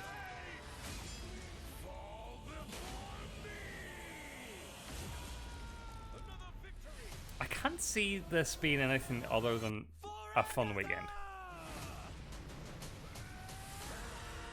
Yeah, that's how I would view it. Like, is Chivalry 2 gonna have a season pass? Now, you know what Chivalry is? Mm-hmm. Chivalry is that game for when you're in a pandemic and you can't actually go out with your friends to LARP. Yeah.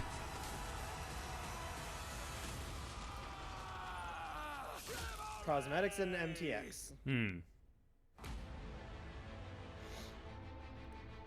Available now, huh?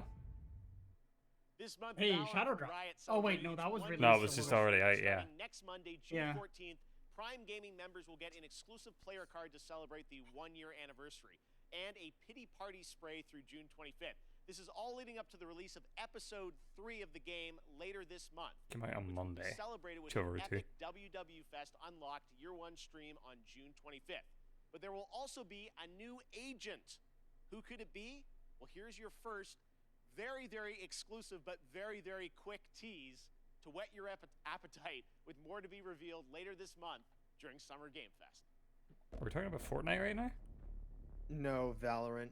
Oh, right, okay. I have not paid any attention to Valorant. Nah. I thought this game was gonna blow up when, Oh. I told you it was very, very quick. Okay. Alright, warring PMC factions face off against each other in Escape from Tarkov, the popular multiplayer first-person Hey, I shooter told you video guys, game don't get developed upset by with Battlestate me. Games. Today, we've got an He did exclusive warn new us. look at the streets of Tarkov, Oh no, the Tarkov. new area of the game under development. Yeah, this is one of those games that doesn't really exist in my head. Yeah, it's funny because, you know, I've been trying to work on content for fighting games, Finn. Mm-hmm.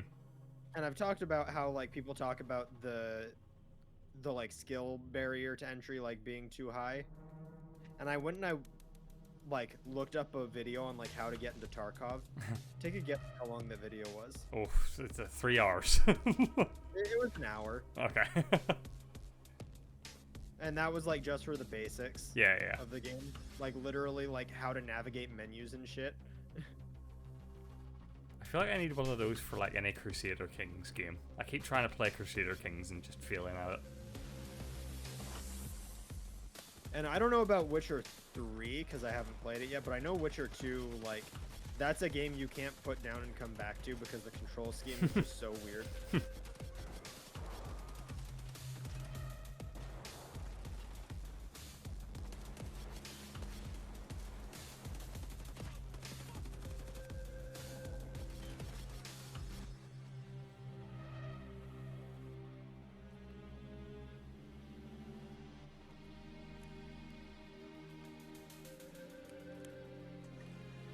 Environments are such a vibe. Yeah. I feel like that the joy of this game will be like meeting someone and not shooting each other and having a conversation. No, literally, when you meet someone, you just shoot them. There's no conversation involved. Yeah, do you know how Escape from Tarkov works? No. Finn? I thought it was just like so open world, you're just like running around collecting resources and then moving on. So I'm not 100% on it because I haven't played it, but essentially like you go on missions and you get dropped at a point and then there's like an extraction point across the map. You have to make your way to the extraction point, survive, grab as much shit as you can, and then when you get extracted, you go back and you're like completing missions for building certain specific gun builds. You're selling items that you get in the map like bitcoins and whatnot. Like, I don't 100% get the draw of it, because it very much seems like you're just going in to When I was collect a kid, things the to make more simulation money, games to of Peter Molyneux were get some of things my to go back in favorites, and adding collect that things to extra make more salt money, to on go the back fries in in and the get theme things park to increased make your more drink money. There's sales no was like so devilish. end goal Well, many of outside the of team getting members money. behind this Strider's series freaking out, and I'm not Rampage, sure what about. Studios, and 2 Point Hospital. Well, today we're excited to share Apparently the first trailer Overrator's for their having a next BTR, so like simulation, a 2 Point Campus. the amphibious vehicle. Right. Okay. This got leaked. What is this? This is the new game by the team behind 2 Point Hospital. This is 2 Point Campus. School or whatever? Yeah. Oh yeah, 2 Point Campus. It wasn't like this in my day. You see, campuses are forever changing. Oh, I'm saying I understand education gameplay has loops. to be I'm just fun. saying I don't understand a gameplay loop where there's no like winning. Quite right too. Frankly, the results speak for themselves. Academia has never been more Yeah, this is gonna be appealing, fun. more dynamic, more whatever this is. Today's campus is a place to live and a place to learn. Finely crafted by the sharpest minds that money can buy. Though sometimes you still can't get the staff. Yes, Well, these like I said, days it Strider, I really know does feel as though next to nothing anything is about possible. Tarkov outside of hearing you guys talk about it in chat.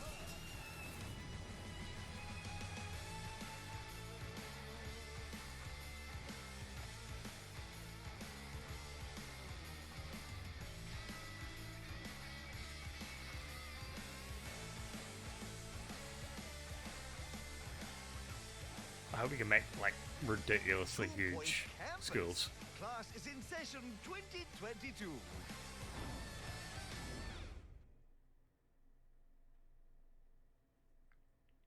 This Oh, and year, I was gonna am say, now I think thrilled to about it, have this would be the Netflix Sega as one. a part of Summer Game Fest. They have been doing an Yes. incredible job adapting games with series like Castlevania and the Dota anime. Well, there is a lot more coming, and you don't have to wait long to find out more. Tomorrow, I'm honored to be guest hosting Netflix's Geeked Week live stream with Mari Takahashi and Rahul Kohli. You can expect the first clip of the Cuphead show, which, spoiler alert, this show is going to be an absolute sensation. I can't wait for you to see it. I'll also sit down with the team behind Arcane, the League of Legends animated show coming later this year, and we might also have updates on The Witcher and the live-action Resident Evil series. Geek Week is streaming live tomorrow at 9 a.m. Pacific, noon Eastern. Here's a little sneak peek. Oh no, the live-action Resident Evil series. Is that what we're doing right now? Okay. We're gonna see Chris punch a boulder. No, it's like Welcome to Raccoon City. And if I remember correctly, I don't think it has, at least announced so far, I don't think it has any of the main characters in it.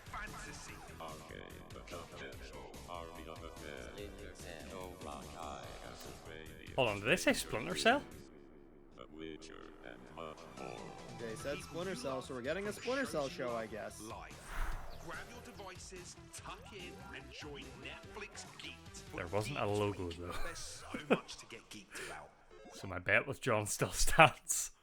We aren't done with Netflix just yet, though. Coming up next, Why is Smite always here? Cross-platform game that continues to do some pretty amazing IP crossovers. Hey, look, your old You may game. remember Yeah, last they summer have we Stranger announced Things now. Avatar: That's the last thing I saw.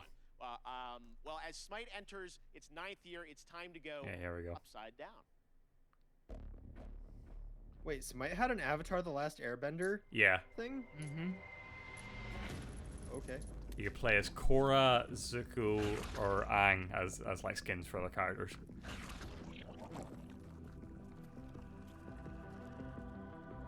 How would you feel? Like, go back to like 2016, Finn.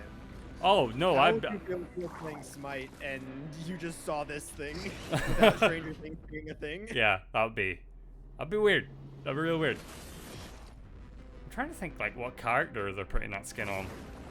Who the hell is that? Is that one of the new ones? No idea. Okay, Bakasura, that makes sense. Scylla. Yeah, okay, Scylla. Yeah, nice. That was Apollo I saw. Sylvana saw. Look at these freak shows. They do some pretty cool crossovers. It's amazing that this game is still relevant somehow. Next up, we So, yeah, announce it a lot had of a games Ruby on my crossover shows. I too? think this is the Yeah. first time we are announcing an They had, like, all four of the main entirely characters new as skins. game label, new game publisher. All right, Enjoy Smite. this first look at more than 12 games Yeah, got me. that make up its initial slate.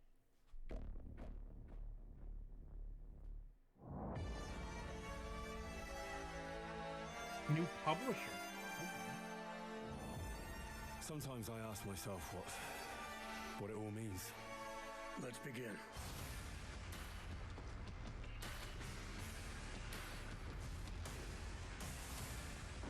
Is that Gungrave? I was gonna say, is that Gungrave? Because we hadn't seen anything new about that.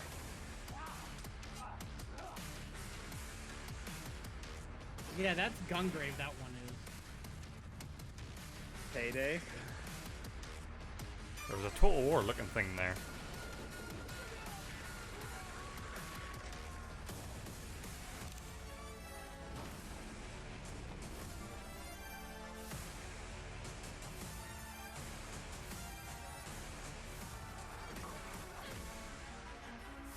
Is that who you are? My purpose makes me who I am.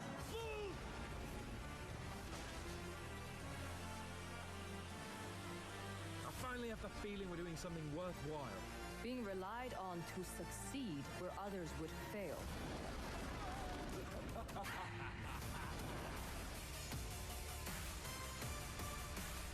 It was in fact Gungrave. So Gungrave Gore, left, forward, through, outward, spells above, Kingdom Come Deliverance. Blade 2. Inspire Legion, Elvis, Bounty, Token's Final Form. Prime Matter.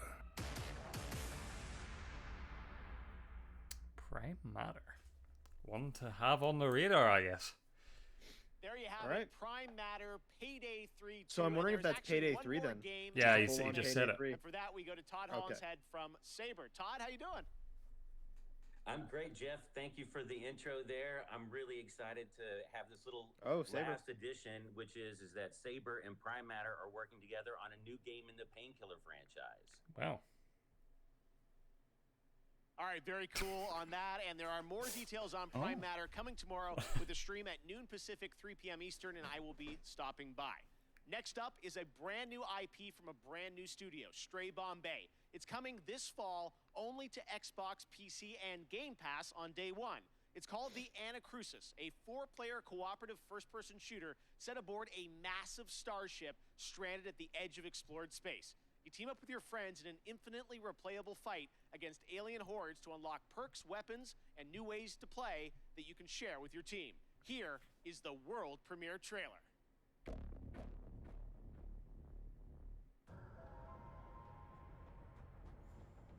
Hello?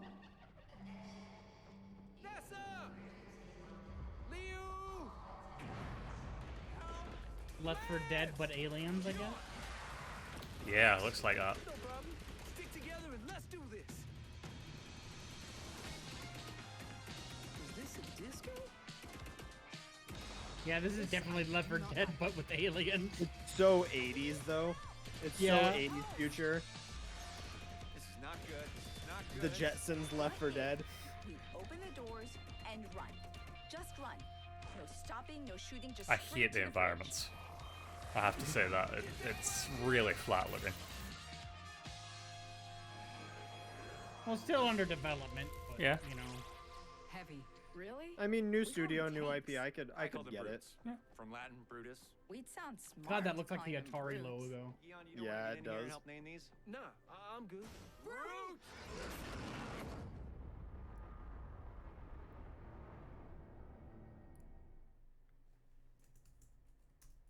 Awesome look. Yeah, Thanks it's for so that, Chet, 80s. Team Stray Bombay. Yeah, it is Tomorrow, so tune into retro Summer Game future. Fest. Or, with oh a yeah, special actually, deep dive presentation yeah. on So New very World, 80s, but the new 80s open world version of MMO 60s. from Amazon Games. Yeah, that's set what on it the is. Supernatural island of Eternum. It's finally coming out later this summer, and in the deep dive video, game director Scott Lane will take players into the mysterious supernatural island that is a world of wonder and horror. Once you arrive, it's up to you to unite warring human factions to take on a common enemy, the Tempest, who wants to unmake life. Scott and the team will detail updates to the game, including new mid and end game content, more PvE and expeditions, 5-player challenges with unique mechanics, bosses, loot, and more. 6 of these expeditions will be at launch, with the closed beta on July 20th and the public launch on August 31st. I will also be down at the studio to chat with Scott about the game and the team's efforts over the past year in the midst of COVID. It is exciting for me to finally be able to get out there and visit game studios again. I miss all these developers. So check out the special deep dive stream on New World tomorrow at 8 a.m. Pacific, 11 a.m. Eastern at summergamefest.com. I will not, but I appreciate the invite. 2018 Rocket League teamed up with Fast and Furious, bringing some of the saga's most iconic cars into the game. And now they are back with a twist that is truly Rocket League with Fast 9, the next installment of the Fast saga, arriving in U.S. theaters June 25th. Psyonix is bringing back the Nissan Skyline, Dodge Charger, and well, I maybe forgot the most that movie literal, hadn't come out. supersonic, Yeah. acrobatic, rocket-powered heist car. It's weird because like no ever movies came out, and so you just F9. assume that all the ones like Fiera. you assume that movies still happened this year. You just didn't see them, but Yeah. yeah. I know Evangelion still happened, but only in Japan.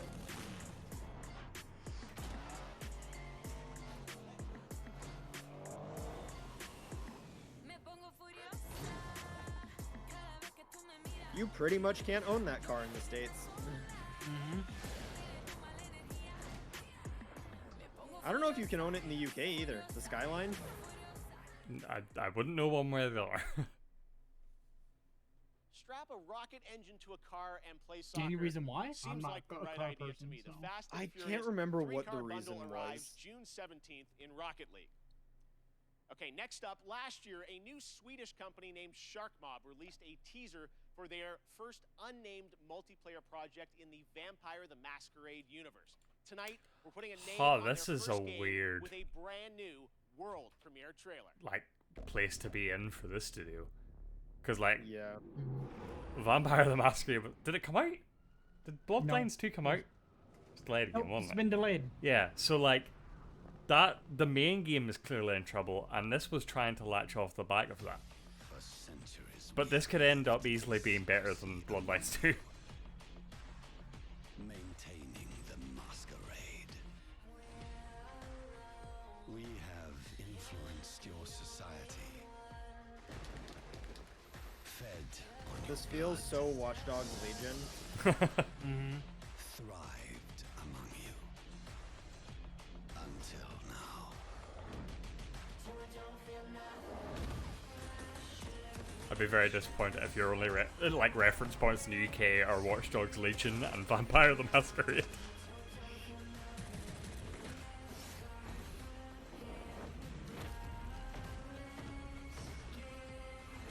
I want Hey, this. Assassin's Creed Syndicate's in there too. I was gonna say I kind of want this to be like the Assassin's Creed Brotherhood multiplayer. I don't know if anyone remembers that. I do.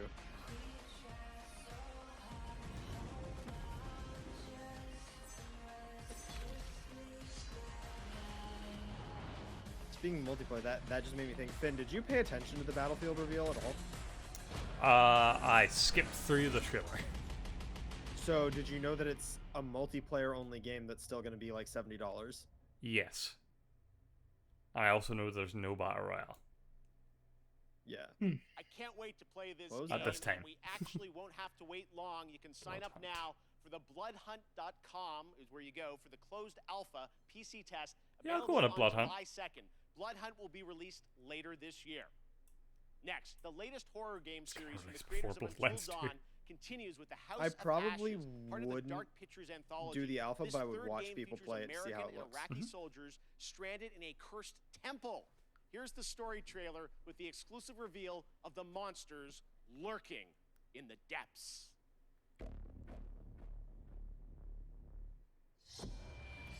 By the way, the Skyline just didn't comply with relevant road safety legislation for '88, so that's why it was illegal.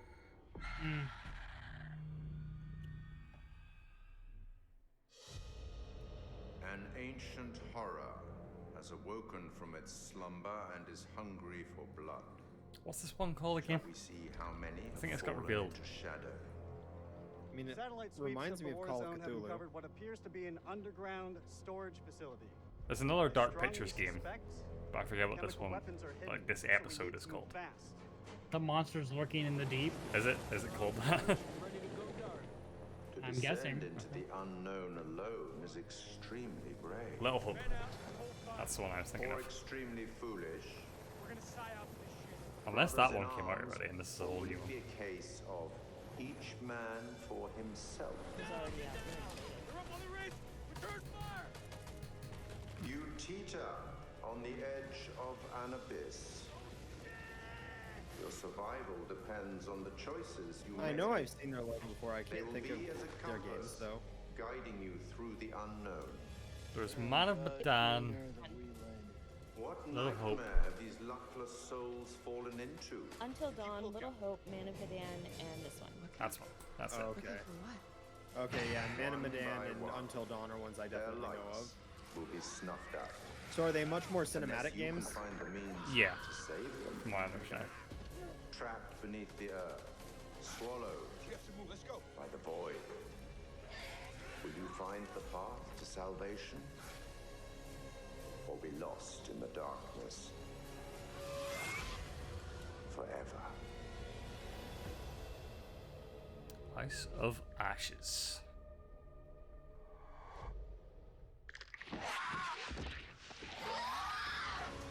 No, thank you. I'm out.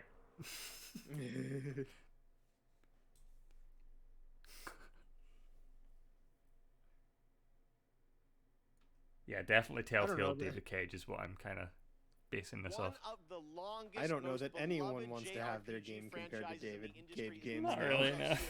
Well, the latest game, Arise, was announced 2 years ago, and it brings the franchise into stunning 3D with Unreal Engine 4. Here's a world premiere look at the latest Tales trailer, of. with more information following in the coming weeks.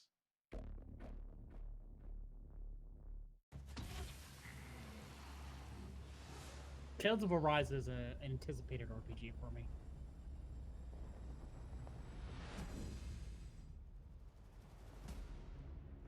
Yeah, I know the Tales of series has kind of dropped off in quality in more recent years, but hopefully This looks like a fixes that. return.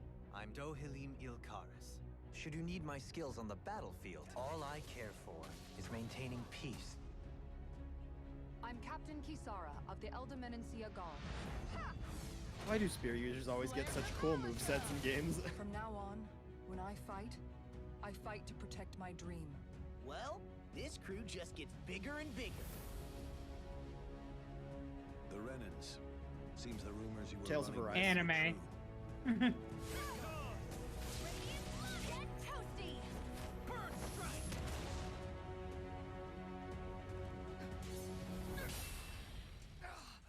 Been looking for you. All of you, get the hell out of my realm. This is Tannin's realm and it's ours, understand?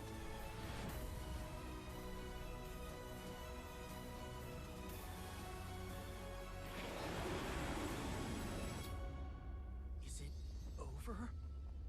It's only just begun. Oh my god. Oh, guys, you don't even understand how happy I am right now. Are you a Tales fan? No, it's the Little Prince. Oh my god. Oh, the Little Prince. Oh, it's my favorite book ever. I just saw it in the. Oh, you were ahead of us. The cover right there, yeah. Oh, sorry. For Summer Game Fest, we have a special announcement for you. The console version of Sky Children of the Light would arrive to Nintendo Switch on June 29th. Yeah, Thread and Chat, Little Prince is my favorite book. It's the case for a lot of people. I haven't actually read it. On July 6th. I love The Little Prince. It's my favorite book. Enjoy I the get to game. teach it every year to French 3. It's so amazing. I actually don't think I've ever heard of it. It's a French book you wouldn't have. I heard of it because of an anime movie called I Want to Eat Your Pancreas, in which they reference it. The US have heard. Look, people outside of the US have heard of it. No Americans have heard of it unless you've taken French. From a small Swedish I've studio I've heard named of that Wishfully. movie, Finn. Yeah. I've heard it's very good. It's a good movie.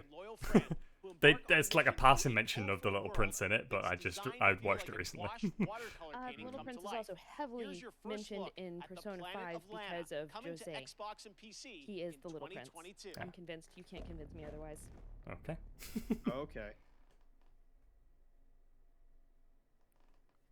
Oh, Thrin, I'm Wow, so Thrin. nervous. Whoa. Pretty.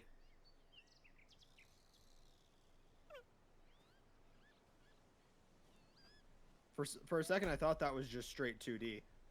Mm-hmm. I'm not convinced that it isn't.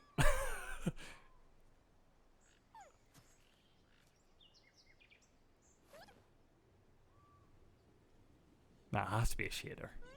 Or at least the characters have to be. What's the... What is it called where the backgrounds are disjointed from one another and they scroll at different rates? Parallax? Yeah, so it looks like it's parallax 2D with 3D models on the 2D plane. Oh no, world's ending. Yep.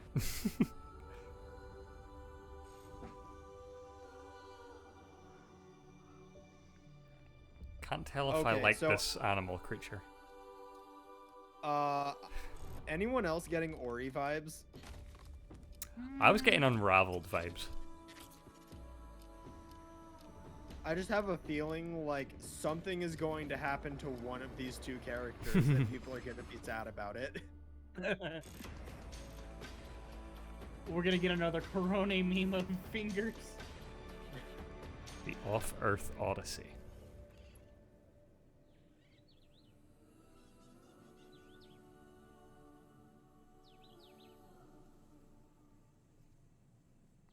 Now it's a Sonic game. Mm-hmm. Live and learn. Hanging off the edge of tomorrow. Oh, it's a Risk of Rain 2 spin-off. Huh. Oh. Well, there you go. What a beautiful artistic game. Honored to Oh, have controls free on Epic. Joining me now is Aaron Yeah, Keller, you also who's get the director of 3 months of Overwatch 2. Aaron, Discord Nitro if you've great never to had have you Nitro here on before. Kickoff Live. Thanks for joining us. Thank you so much Yeah, for epic. having us here. Overwatch 2. We Oh, are there we go. excited to learn more about Did you see what's that they planned changed for team Overwatch sizes, 2. Finn? You guys recently Yeah, had a it's PvP weird live stream decision. that I watched, and you Can't revealed quite some, figure out why. changes coming to Overwatch 2. What can you tell us? What's the latest? Yeah, I know so tanks we are worried, recently like announced professional that tanks. They're all worried. Overwatch 2's format is changing to a 5v5 I'm wondering which role was team getting format. dropped. This requires Oh yeah, a fresh look it's at tanks. all of our heroes. Team in the compilation is game. going to be 2 It should attack, feel 2 support, new, and 1 yet tank. familiar I guess to that makes fans of our sense because strategic like tanks team-based did combat. come to be like the It was dominating great to force see in you guys Overwatch 1. playing, and, Especially long when they awaited didn't for have people to get a limits chance to go on hands-on how many with could it. be on a team, and you had today, like the I 3 or know 4 you brought tank us a look comps. at, some Yeah. skins for some of the characters. That was right? crazy times. Yeah, Yeah, the it's team 5v5 is so now, Strider. passionate about updating the look and the feel of the world of Overwatch. Why are they showing And one skins aspect for of a that game that is isn't creating even close to entirely being new models for Overwatch Because they'll 2 for probably all be of in our Overwatch heroes. 1 still. So today we're going to be looking at 2 of those, Baptiste and Sombra. All right, well, let's take a look here, and I know you're going to tell us a little bit about. Okay, if you're creating entirely new models, then now you're leading me to believe that there will not be crossplay between Yeah, so Overwatch this is 1 and 2 like Baptiste. you had said there would be. And But like, there's a lot did of you new watch the technology gameplay that go into our thing they models. did? We have new I did share not haters actually tech- or watch it. I hair genuinely shader can't tech, tell what's excuse different me, about this game.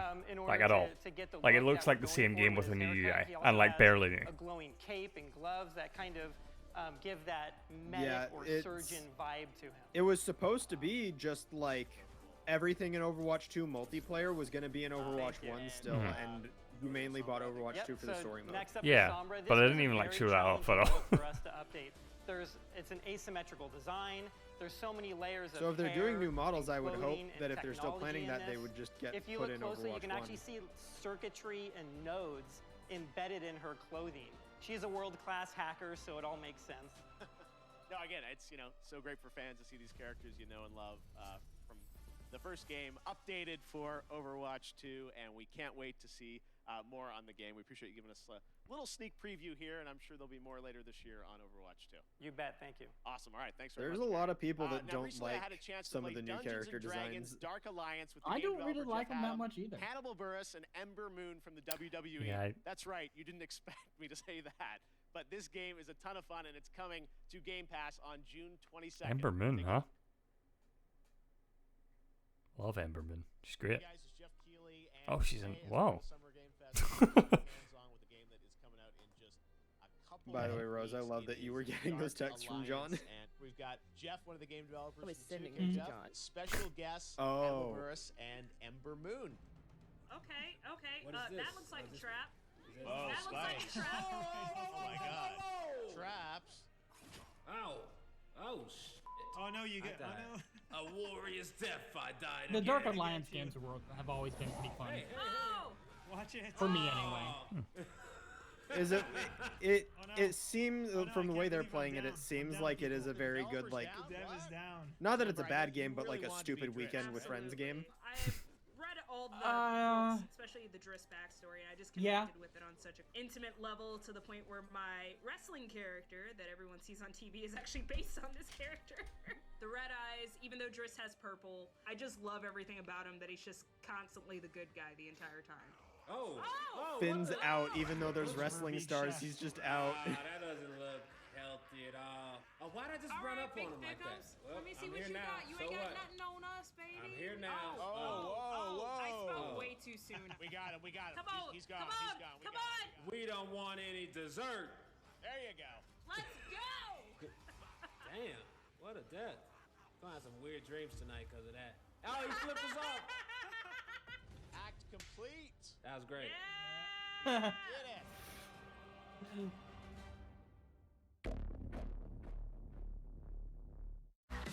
Oh, it's soon. Yeah.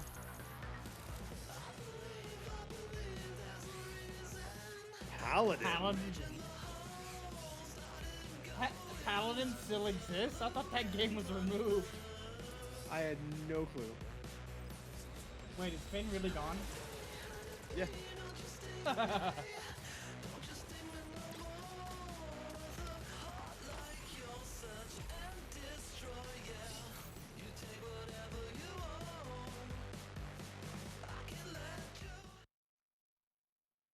Oh, All right, Summer Genlock, Game the Fest Rooster Teeth Kickoff show. Live, presented by Prime Gaming, continues. Yesterday was an amazing tease of the next Battlefield from EA. And if you want to dust up on the history of the franchise, its last big modern-day game, that was Battlefield 4. It's this month. Prime Gaming members get to download it and play it for free through June 20th. Now, there's no catch. This is the full-blown PC version of the 2013 game, and those only in Battlefield moments still hold up. Just head to gaming.amazon.com to redeem Without your free DLC, copy I right think. now if you are an Amazon Prime member. And this Sunday, watch the Xbox and Bethesda Game Battlefield 4 is Showcase fun. for the first gameplay footage of Battlefield 2042. Have a good time with it. Going to be really cool. All right, right now, let's take a look at another world premiere. Monster Hunter Stories is coming to the Switch in July, and we've got your first look at the story trailer.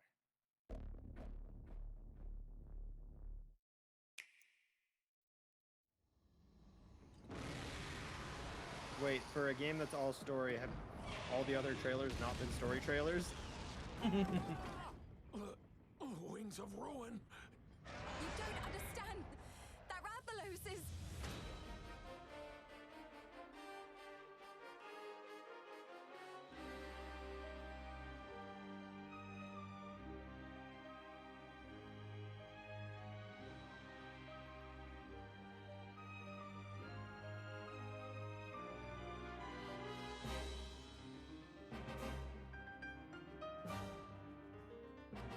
We can't let you interfere with our plans. That's the monster Red Song.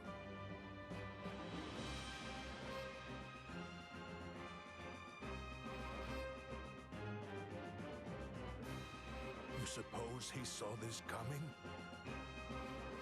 We won't let you awaken it. Monster Hunter.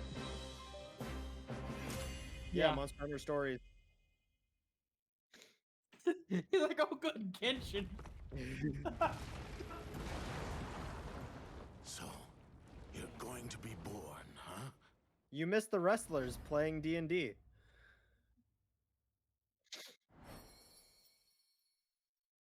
And then you missed the Genlock characters, like Rooster Teeth's show, Genlock. The Genlock characters are getting added to Paladins, which I guess is still a game.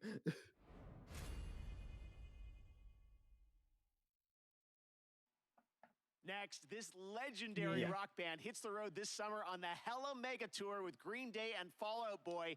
But first, they came together with an indie developer to create stream-safe music for the community. Yes, you can co-stream this performance. So turn it up, premiering their brand new, never-before-released song, Tell Me What You Want, From Wave Green Break, Day, Fallout Boy, and this Weezer. is Weezer!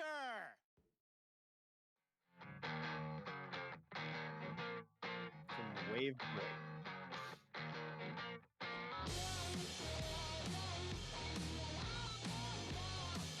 Just from the stage, I'm getting massive Tony Hawk vibes.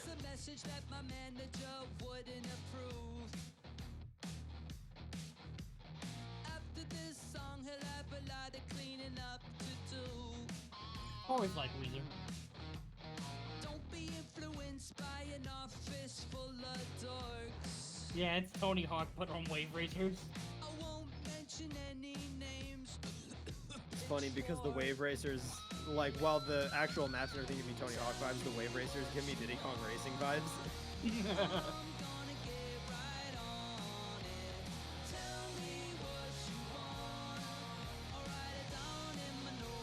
But yeah, they're definitely going for Tony Hawk if they've got Weezer in the game.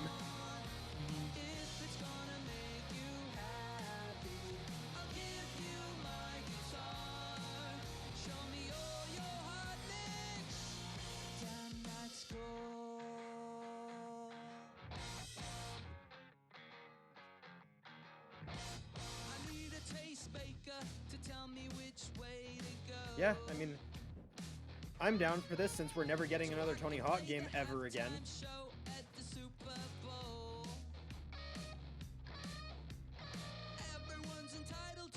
Probably, at this rate. Did I seriously just see a wall plant on a Wave Racer? Yeah.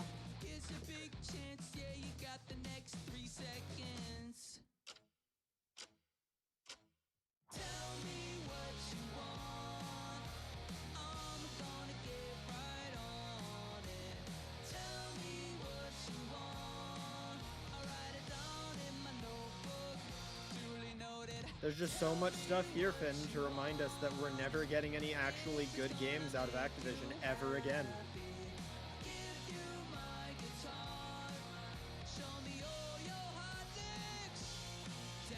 Yeah.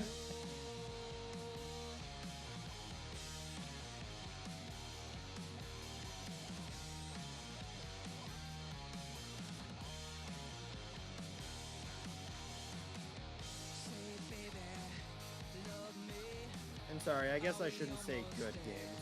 I should say interesting games.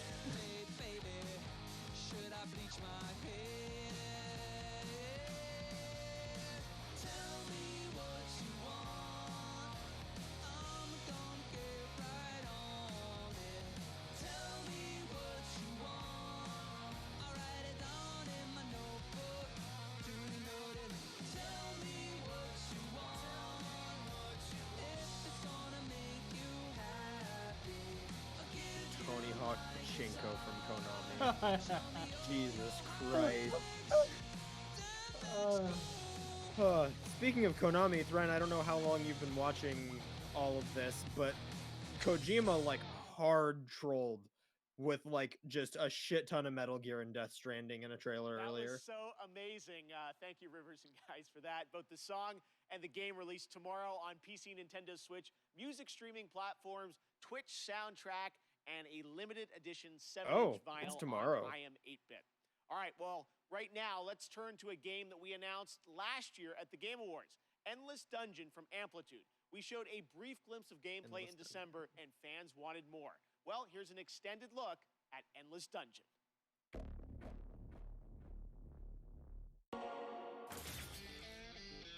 We're stuck in this wreck until everybody learns the rules. Yep, all of them. Rule number 1. Certain weapons work better on certain monsters. Learn it or die. Oh, option B then. I actually don't remember seeing this one at the Game Awards last year. 2. I do. Use turrets to protect that unstable dust bomb we call the crystal. Because it's their catnip. And if it goes, you go. Looks like it. Yeah, looks like Yep. Just like that. Rule number 3. Watch your squad. Even if you've got the guns, the turrets, and the crystal, you can't do everything by yourself. If you fight alone, you die alone.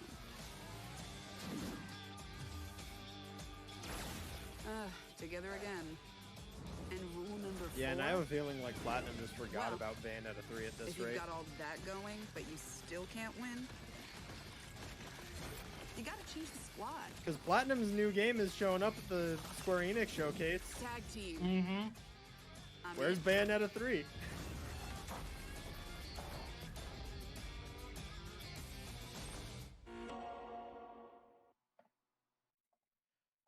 What are you guys doing tonight? You know what's going to be the funniest thing? When we don't see Breath of the Wild, we don't see Metroid, and we don't see Bayonetta, and everyone says the Nintendo Direct is just absolute the team at ass. Insomniac is going to be doing a special launch stream on Twitch. And to tell us more, take it away, Marcus and Mike. Hey Jeff and everybody watching Summer Games Fest Kickoff Live. Marcus Smith here, Creative Director at Insomniac Games for Ratchet and Clank Rift Apart.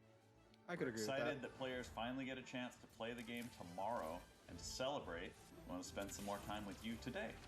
At 2 p.m. Pacific, 5 Tonight. p.m. Eastern, to live stream the first Comes out hour in of Rift 8.5 hours. Isn't that right, Mike? That's right.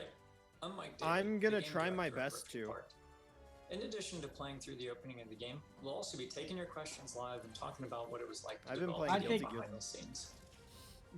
So please join us at twitch.tv. Yeah, I'm definitely gonna have to play this /Insomniac game. I've been Games at saving 2 my p.m. 1 game a Pacific, month 5 p.m. allowance. Eastern. This.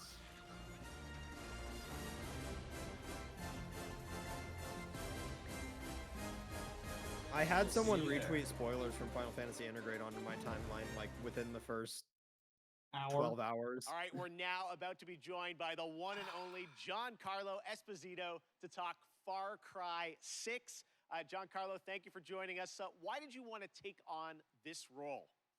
They came to me with this phenomenal idea and had proposed that I play Anton Castillo, the leader of Yara, with this big vision and dream for his country.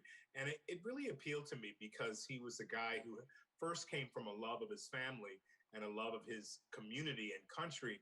And it was so in line with what's going on in the world politically today and what has happened in the past. I thought, what a great opportunity.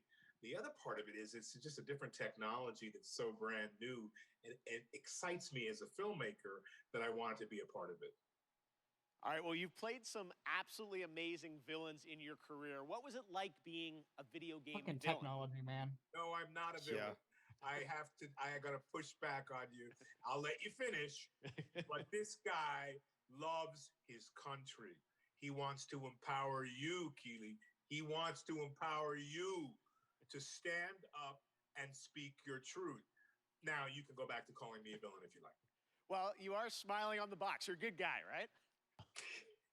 I am, because I feel like we as human beings fall in line. And I want to be a renegade within reason. How do you like that? Seeing that, Because so I think that's one of the part and things parcel of us falling in that I line, like doing in what we games. need Like, to do, and I thinking about kind of the I get well, so I get effect of our irritated doing with what's right, and the villains that they example of try to that get you to is sympathize also with to stand after up you've seen their and atrocities. say, no, Mhm. I But I do like agree that I like they're good and genuinely bad seeing about all villains people, but this guy, who out of his love and passion for his think people, they are the hero. even if they're faceless to him at certain points in time, allow him to be.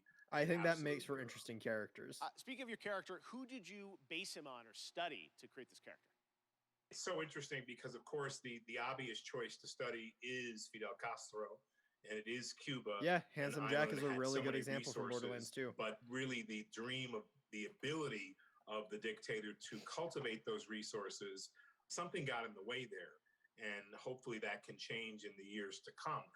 It's funny you asked me that question because I was just talking to one of my daughters about Ceausescu and also Hitler. Because we were talking about zodiac signs and what signs were certain people. What is that mindset that has you wanting to have power over others? And for each dictator, it's different. She'd never heard of Ceausescu and studied political science and all this in college. During my money, though. So anyway, All right, well, one last question for you. Who would win in a square-off between Gus Fring, Moff Gideon, and Anton? You know, and I have my favorites in those too.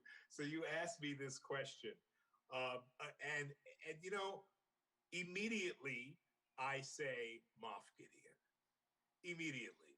You know, say Moff Gideon because he has a dark side. Gus is colder and displays that Gideon. coldness in a very particular way. You know, I think Anton could be the most violent man. I saw a meme recently that was given his like situation, he may not rise how to Walter that occasion, or may not have rejects the offer for like financial help from somebody who's like just trying to help him out, and then immediately goes to make meth. And he does for all a his crime own lord. dirty work, and he has an incredible tool to help him out. So I'm going to say Moff Gideon. Fair enough. All right, Giancarlo, thank you so Have you much for seen hanging out with us. Mandalorian we will yet, check Finn? out the revolution in Far Cry 6. Dude, and I can't wait. Good watch. I need to finish the second season still, but good watch. Awesome. All right. Thank you so much, Giancarlo. If you haven't picked up on it yet, Prime Gaming unlocks a ton of in-game benefits for Amazon Prime members, like an exclusive Valkyrie skin in Apex Legends, $200,000 in GTA cash every week you play GTA Online, and in Fall Guys, you get a special Burning Circuits costume for your bean through June 21st. Now, speaking of Fall Guys, the time has come to reveal a brand new costume coming to the game based on a legendary game franchise. Check it out.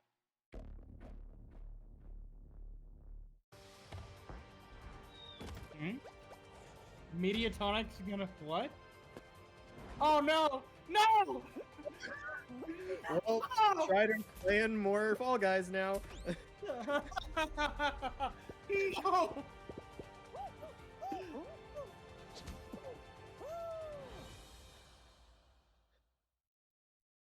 Oh! Two blob. Oh, Genshin. Yeah. This is for their midsummer update. That's going on right now.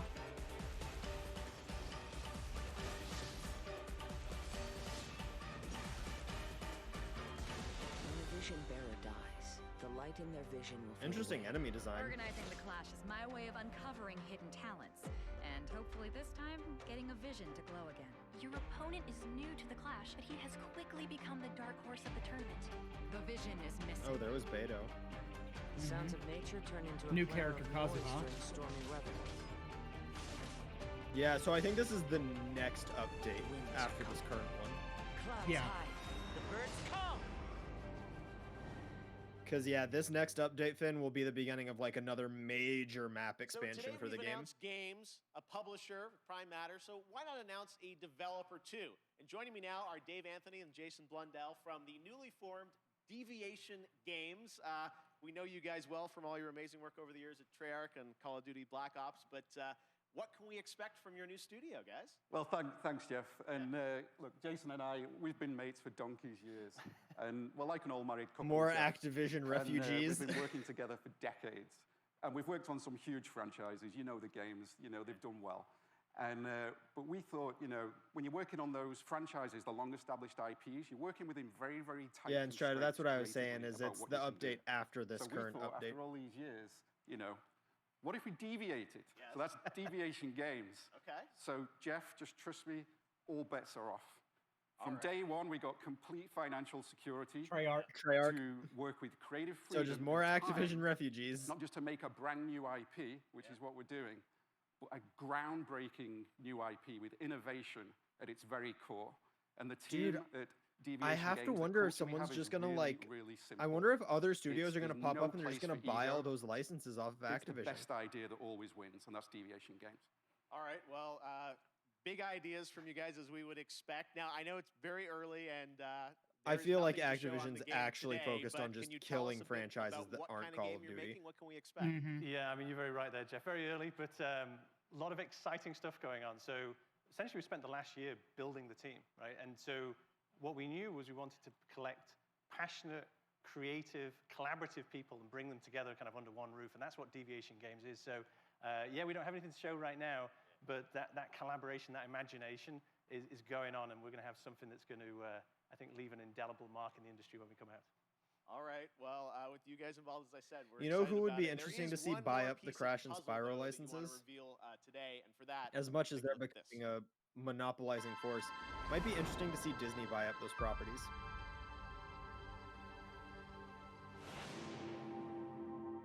Because then you might get like legit animation series for them as well that are like actually pretty decent.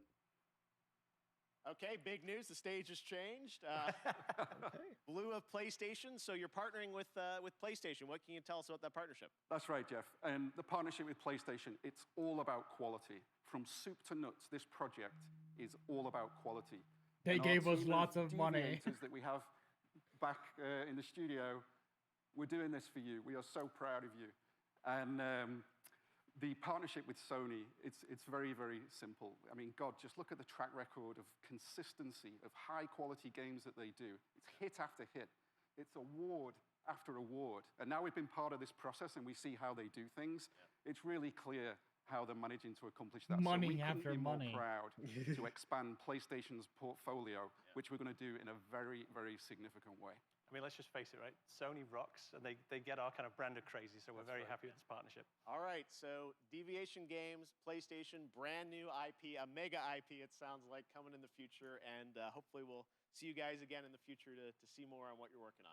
Thanks a lot, Jeff. Awesome. All right, Dave, Jason, thank you very much, guys. All right, well, this year is the 30th anniversary of Sonic the Hedgehog, and later this month, we are honored to be premiering the full Sonic Symphony performance.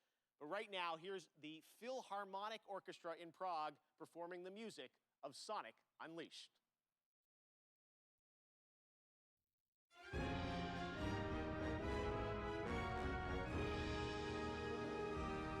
Sonic Unleashed.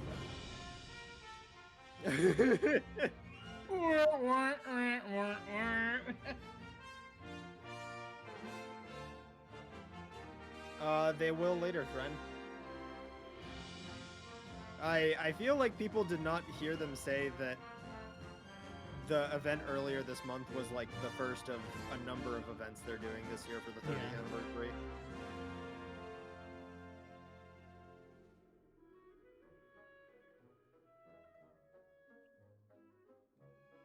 I think we'll see more.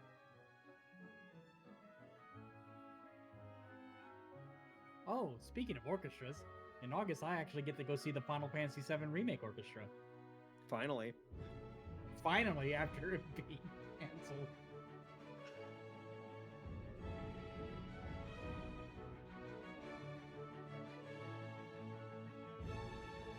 You know, if they're gonna show off Sonic Unleashed like this, I would hope that they're gonna announce it's finally coming to PC.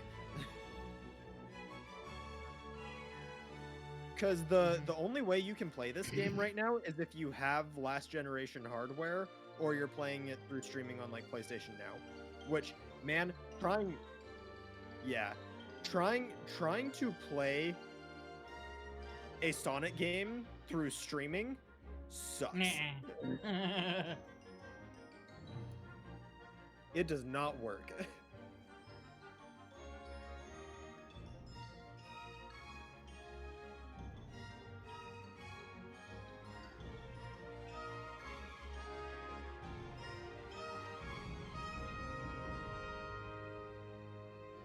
I mean, as much as I rag on Sonic, I've always enjoyed the games, even if they are shitty.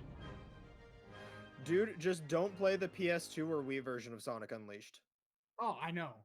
It is nothing. I got scammed with that shit when I was a kid. A new look at the zombie multiplayer fun of Back 4 Blood. And right now, we've got a quick tease of a new boss and news on the beta coming later this summer. I think it'll be good, but it is so, you know, very Left 4 Dead, obviously. I think harder than Left 4 Dead, pound for pound. And we played on like the normal difficulty, and there's harder difficulties to it. So I'm wondering how hard this game is gonna get, and also the like random cards or the deck building system they had was interesting. Like you basically picked your perks at the beginning of each map from a deck of cards you would build beforehand. And you also picked basically how the enemies would act too. Yeah.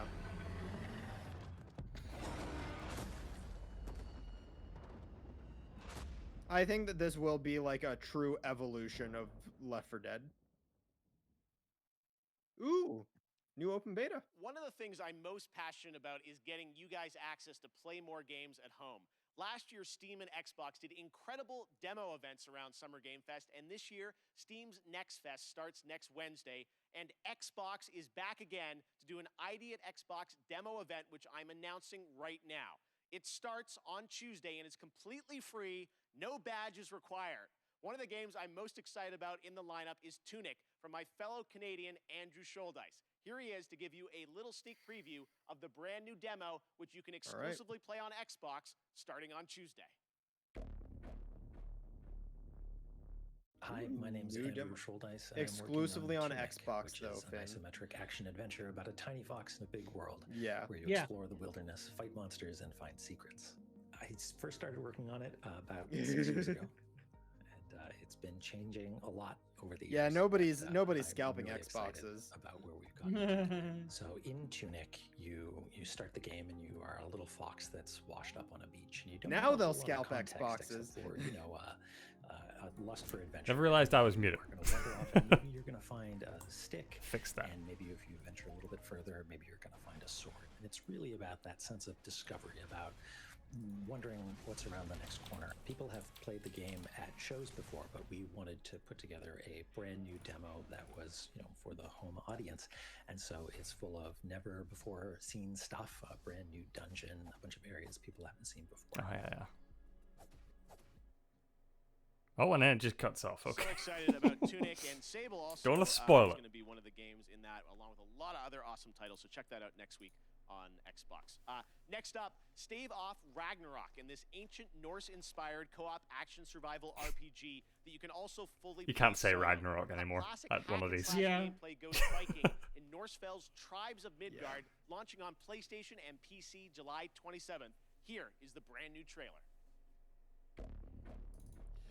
So many people heard Ragnarok and were like, You have been chosen by the gods to protect this realm. But your first task is to find some new clothes that aren't as drafted. that is a banned word until the next God of War comes out. 100%. Gather rare resources and explore the untamed world. The only time you can say it is if you're in the Marvel universe. And your name happens to be Thor. Yeah. You must protect the seed of Yggdrasil at all costs, or this world and everything Or Loki. will be destroyed forever. So That Loki show came out. Watch that help now. things rise when the sun sets. Destroy these dark I still need to spirits finish before they WandaVision, and I destroy haven't the even seed. started Falcon and Winter Soldier. Each victorious knight makes way for a new I just day watch to recaps. venture into new lands, build to greater heights, and face fiercer creatures. And with great risk comes great rewards. But be careful. You're of little use to Midgard squashed by a troll. Well, I like this. Legendary weapons, build deadly defenses, and grow the strength of your tribe. It reminds me of because games those like giants Hammerwatch are and on their whatnot. way. Though, more of an advancement on it. And it's time for us to end their path of destruction. Let's show them our might is greater than their Because it is height. co-op, right? Yeah. Gotta be. As the saying goes. It's co-op or single player. Love these enemy designs, boss designs. Yeah. I follow the devs on Twitter. And they've been basically doing like community suggestion builds. Who's ready for some Evil Dead? We announced this game last December at TGA. That's right, I forgot about it's this. time for an extended look at the gameplay. To tell us more, let's turn it over to my friend Tim Willits from Saber. Hi, Jeff. It's great to see you. Today, we have some extended footage of The Evil Dead, the game. That Iron Man We statue, are though. That's fucking sick. That's like a $2,000 statue. Thank you. Saber Interactive money. I also liked the PlayStation plate he had. PS5 Oh, plate. yeah. I wonder if it was a custom plate or if he just had a vinyl sticker on it. Yeah, it looks like a sticker. Big sticker, though. Yeah.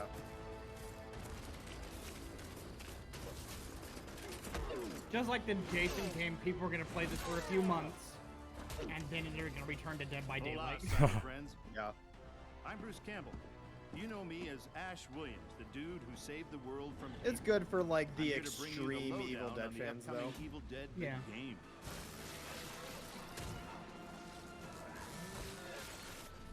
You and your friends will team up as classic Evil Dead heroes to live the nightmare. You'll use savage finishing moves or tear evil a new one. Or, if you're not into the whole save the world thing, we have another option.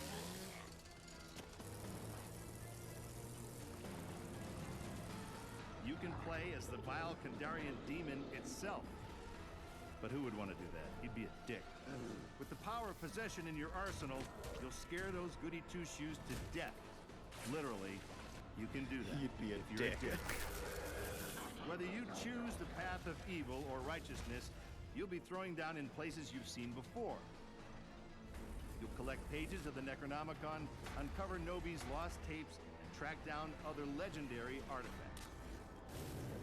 When you've grabbed enough, you'll use a spell to send the Kandarian son of a bitch back to the hellhole it came from. Looks way better graphically than Soon Dead you'll by Daylight. experience the horror yourself. Yeah. But for now, I'll leave you with this thought. It was no accident that Seems Ash very always wore slow-paced, though. brown pants.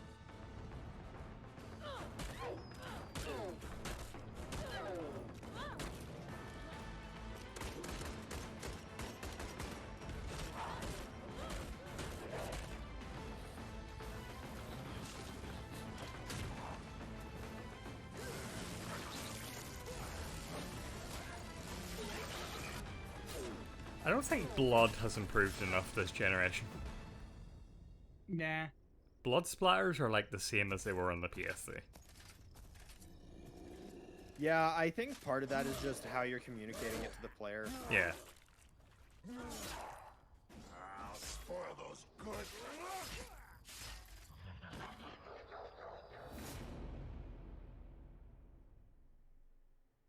Coming this year. Okay, guys.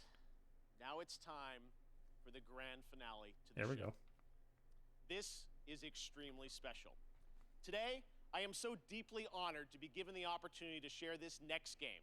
It comes from one of our industry's Nervous. most acclaimed developers and a previous Game of the Year winner at the Game Awards. Oof. I want to personally thank Oh, this fuck, he's got it. developer for believing in my vision of Summer Game Fest as a new way to bring all of us together for a cross-industry showcase and kick off the summer in the right way. So, without further ado, Motherfucker, he's got please it. sit back Okay, and I'm a enjoy little behind, I this think. so- truly No, I'm he's still spectacular talking. World I'm premiere. just Okay. It is finally time.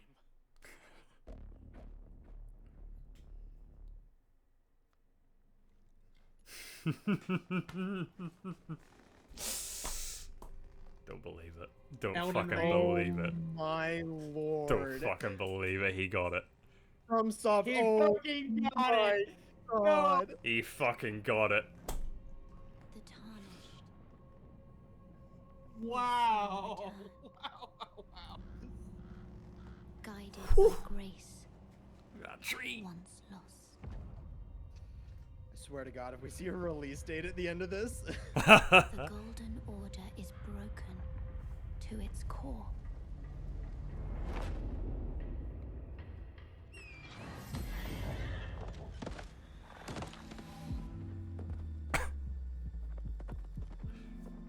I guess all those people asking Geoff about Elden Ring finally worked. Right? Is that a giant? A bell uses a giant torch as rock monsters testicles? In search of the Elden Ring. Emboldened by the flame of ambition. Someone must. He fucking did it. He fucking got I'm still in disbelief. Like, this is gonna be another troll. Hideo Kojima's gonna laugh at the end of this trailer and say, hey, got you. I can't believe this is actually a game. Yeah. Look at this.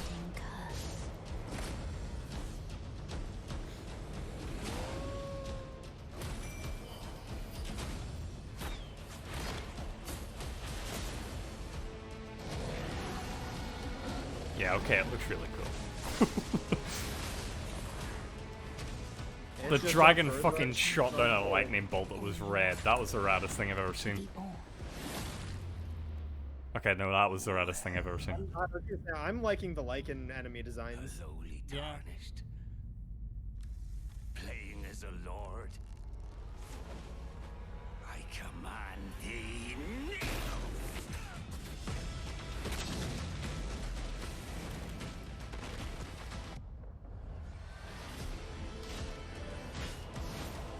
Oh yeah, you're gonna die a lot of this game.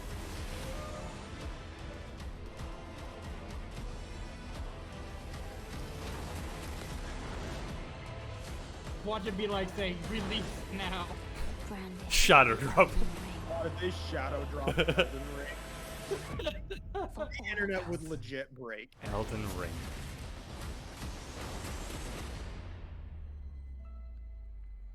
Oh, it got a date. It's a real game. Wow. And It that's actually happened. That's technically soon. Elden so- Ring That's is coming as technically you saw, soon. That's such a good way to put it. January 1st, 2022 to next gen, current gen. It's so incredible, and I want to thank so much Miyazaki-san and the team at From for sharing that in-game look at Elden Ring. I hope you guys are happy. Oh my God, I'm free out of prison. I'm all right? free. And that's gonna do it for Summer Game Fest and Kickoff Live. Thank you so much to all the developers who took part, and for you and watching around the world. It means so much to me. Summer Game Fest continues all weekend with Netflix Geeked Week and Prime Matter tomorrow. Ubisoft Forward on Saturday. I forget, was there a prediction and for Xbox Elden Ring? and Bethesda on Sunday. There was no one predicted Elden Ring. It was part of a bet SummerGameFest.com for the full and complete schedule. that I And this think is I really won. just the kickoff to summer and a ton of other amazing events that I'm fully supportive of, and I'm very excited to see what they have in store for us as well. As for me, I'll see you again on August 25th for Gamescom Opening Night Live. And this December, I am so happy to say that the Game Awards will return as an in-person ceremony at the Microsoft Theater in Los Angeles. More details are coming later this summer. Fuck Thanks COVID. again for being a part of Summer Game Fest. We will see you tomorrow for more. Oh, that's gonna And be stay fun. tuned Hideo for the Kojima Day there of to the say Devs that. with I Am 8-Bit and Double Fine right now. Good night, everybody. Fuck COVID, man. I'm telling you, this is bullshit. All right. It's time to move in to a little bit of a push show. Day of the Devs will be happening soon, but we're not going to cover it. We're just going to talk about what we just saw, which was a lot. Lot happened there. I'm just going to mute this and have Day of the Devs going on the background. All right. Initial impressions of the whole conference. Let's start with Keith. What did you think of that whole package that Geoff delivered? Honestly, it. Jeez, no words, especially after that Elden Ring reveal. I'm definitely like panning over to you because I'm struggling to figure out my thoughts on the whole thing as well. I think the whole entire thing was a slow burn up to the reveal of Elden Ring. Rose, what were you saying? Oh, I was gonna say that I texted John about the Elden Ring, and his reaction was exactly what yours was, Finn. Just yeah, I did just write in our notes. So yeah, that's pretty much it. We'll go through like some of the bigger things that got announced real quick. But we're gonna have to start with Elden Ring, right? We just have to like go back on that trailer. So I can say something about like the whole conference up until Elden Ring, which is that is the only announcement that the general public gave a shit about. Right. Because if they had not announced Elden Ring, you would have seen a ton of comments on Twitter immediately after the show of just, wow. Where's Elden Ring? That was terrible. Yeah. Yeah. I was thinking like watching this, that Geoff got emailed about like showing an Elden Ring trailer at Summer Games Fest like a few months ago, and he built the whole conference around this.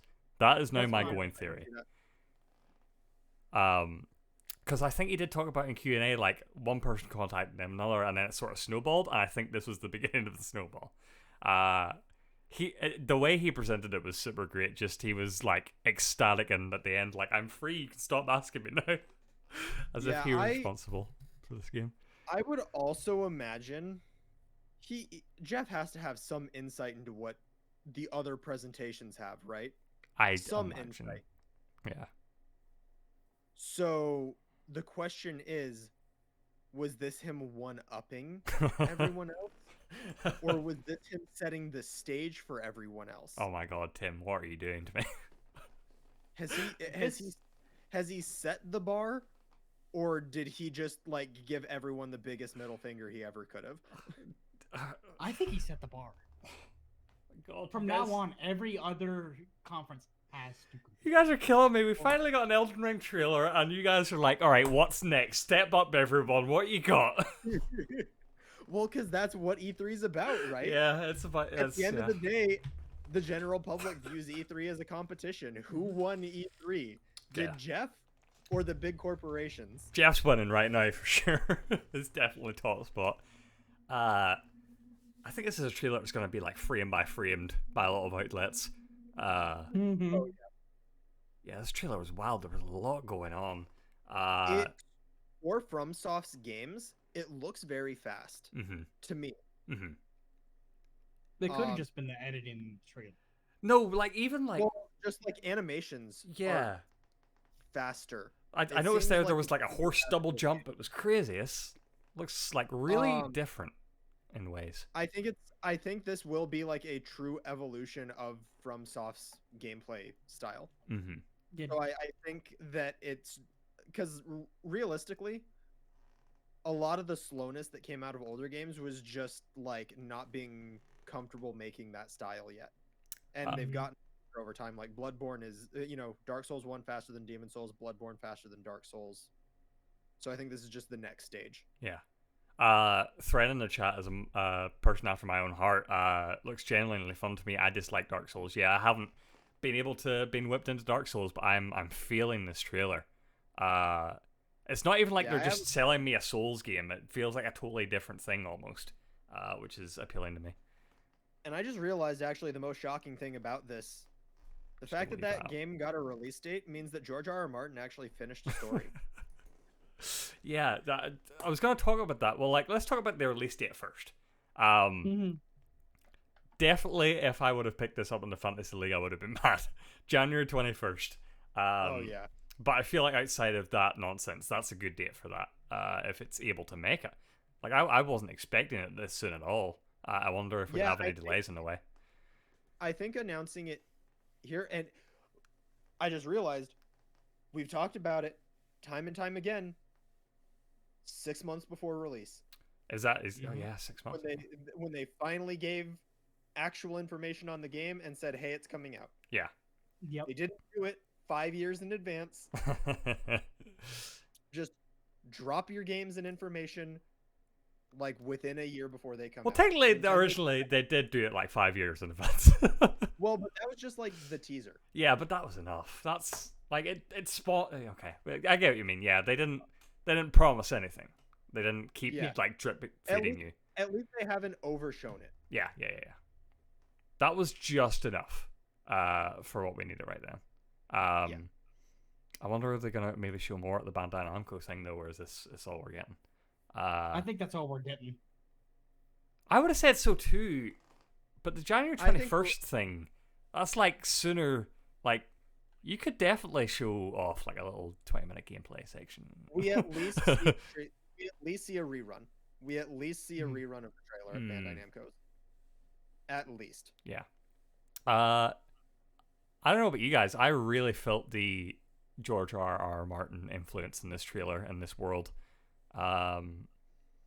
Like, especially that like last enemy design, that like weird amalgamation of creatures with the human head, like looked like some Mad King Game of Thrones in this. Definitely a Souls or like a FromSoft twist on it, but like this trailer really left a good taste in my mouth for this world, and I wanna find out more about it for sure. Yeah, I always love the creepiness of designs in Soulsborne games. So there's definitely one thing I want to see in Elden Ring, because it just recently happened. I made a video on it. Miura's death. I want to see a memorial to him or something. I would Or- not doubt that it would be in there in some way, shape, or form. Yeah, that's a good shout. It's a really good shout. Like, if the game doesn't have the Moonlight Greatsword in it, because if you don't know, Finn, this is a sword that's been in every Soulsborne game pretty much. And it is essentially a reference to Guts' Dragon Slayer sword. If it is not available in the game, I half expect to see it stuck in the ground somewhere, Final Fantasy VII style, with Cloud's Buster Sword getting stuck in the ground in Advent Children. That one shot of the dragon bringing down the red lightning bolt, that sold me. Like, that shot alone, that was it. Ugh. But yeah, happy for Geoff for this drop. And I know Joe said he is freaking out. I really can't imagine how much John is freaking out if he's watched that trailer. Watched it yet? He's freaking out and he hasn't watched it yet. He's at work. Yeah. He probably was like, "Okay, guys, we need to take like a 2-minute break. We're gonna watch this." I assume likely. I assume it'll be getting reacted to live on Couchcapades later today. We don't stream today. Yeah. It's Thursday. And then we're doing stuff tomorrow, so we're taking over Playhouse. Could you imagine being Geoff for the past, like, however long he's known about this and having to contain yourself from the internet? The other night when he was doing that live Q&A session, I think I remember someone asking him that question, like, hey, so what's it like? Like, how often are, like, friends and family and whatnot just asking you questions about what's happening? Yeah. Very fun. That was cool. All right. Let's do a run through of some other big announcements that happened. Let's start at the top with the big one. Tiny Tina's Wonderlands. I feel like this was a great way to kick off the show. I feel like it was a good mixture of new and, like, known. Looks like a cool, very cool spin on the Andy Samberg as well. That's such a weird name to see in a video game, but such a cool spin on the Borderlands series is enough to, like, maybe get me interested in this release.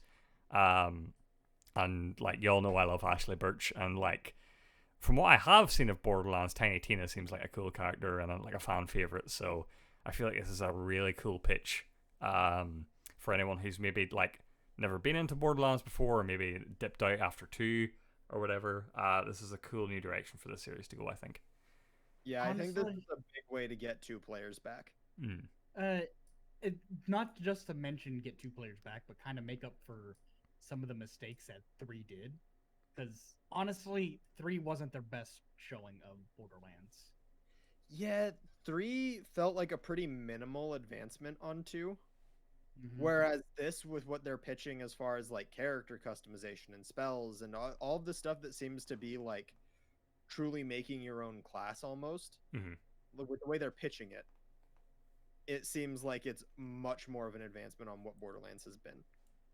Randy pitching it. Immediately after we saw Metal Slug Tactics. What a trailer. Oh man, dude. This might be my second favorite announcement / trailer of the show. I mean, Metal definitely Slug a game I want to pick up. Definitely. I don't really play much tactical games, but, you know, putting the Metal Slug name on it and hopefully bringing that same Metal Slug charm and just outright wackiness to it should make it enjoyable. Yeah.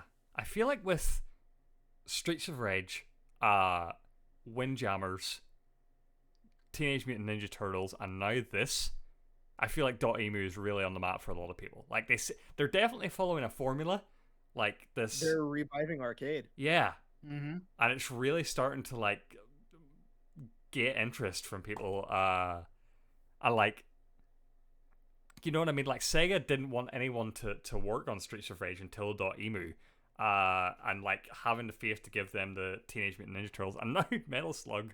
That's so crazy, and this looks so fun. I can't wait to play this. Like, again, I've never played Metal Slug. Never was a huge fan of it, but tactical RPG was such a great spin. It's sort of like, again, the Tiny Tina Wonderlands thing, like the spin on Borderlands where I wasn't into it before, but now I immediately understood. Yeah. So that's cool. Yeah, and like Metal Slug had an anthology, which I guess you can get on PS4, but I think the initial release of that was, back in 2006-ish. Mm-hmm. Like 2006, 2007 on like the Wii and the PlayStation 2. Mm-hmm. So Metal Slug has not had fresh stuff in quite some time. Right. Yeah, it's always a name I heard thrown around, but never really heard much about it in terms of like new games coming out or whatever. Unfortunately, we have to talk about this now. The Death Stranding Director's Cut trailer. Oh. This is kind of how I felt about the conference as a whole. I felt like, until the end, I felt like they were like baiting me with stuff and then immediately taking it away. Yeah. Mm-hmm. So the thing is Kojima, he's a big troll. But no one can deny that he does do a very cinematic game well, and his games are long. The issue is, this is gonna be like watching director's cut. This is gonna be like your friend saying, "Hey, I got Lord of the Rings. You want to watch Lord of the Rings?" It's like, yeah. Oh no, it's a director's cut with 15 more hours of content. Wild. Yeah, I think it's. I'd be way less mad about this if it weren't for this trailer. I cannot believe it. Like, it's a well-made trailer, but it just it knew what it was doing. But do you think it's like, is he sending the signals? Like, they had this, and then at the Game Awards they had the stupid Returnal thing where we thought it was Silent Hill. Are they literally trying to say like, not yet, but you know? Dude, okay, you know what I hope this is? I hope that this is straight up just like the entirety of the game industry coming together just to unanimously declare war on Konami. just like making people angry at Konami, yeah, I guess. We'll know it's a war on Konami when some indie RPG coming into the big industry does a Suikoden reference inside of their trailer. He stood in the box, and then he stood out of the box. And he put the box back on the shelf. How dare you, Kojima? How dare you? Oh, I can't believe it. The best thing that could come of this is that it gets Konami to just give him the license. But that's what I'm saying. Like, is he sending a signal? Like, is it a wink? Like, I've already got it. We can only. If he doesn't, like, Konami's gonna see the reactions. Mm-hmm. Like, as blind as they, like, Konami's blinder than a bat, blinder than a mole, and I still think they'll see the reactions from that.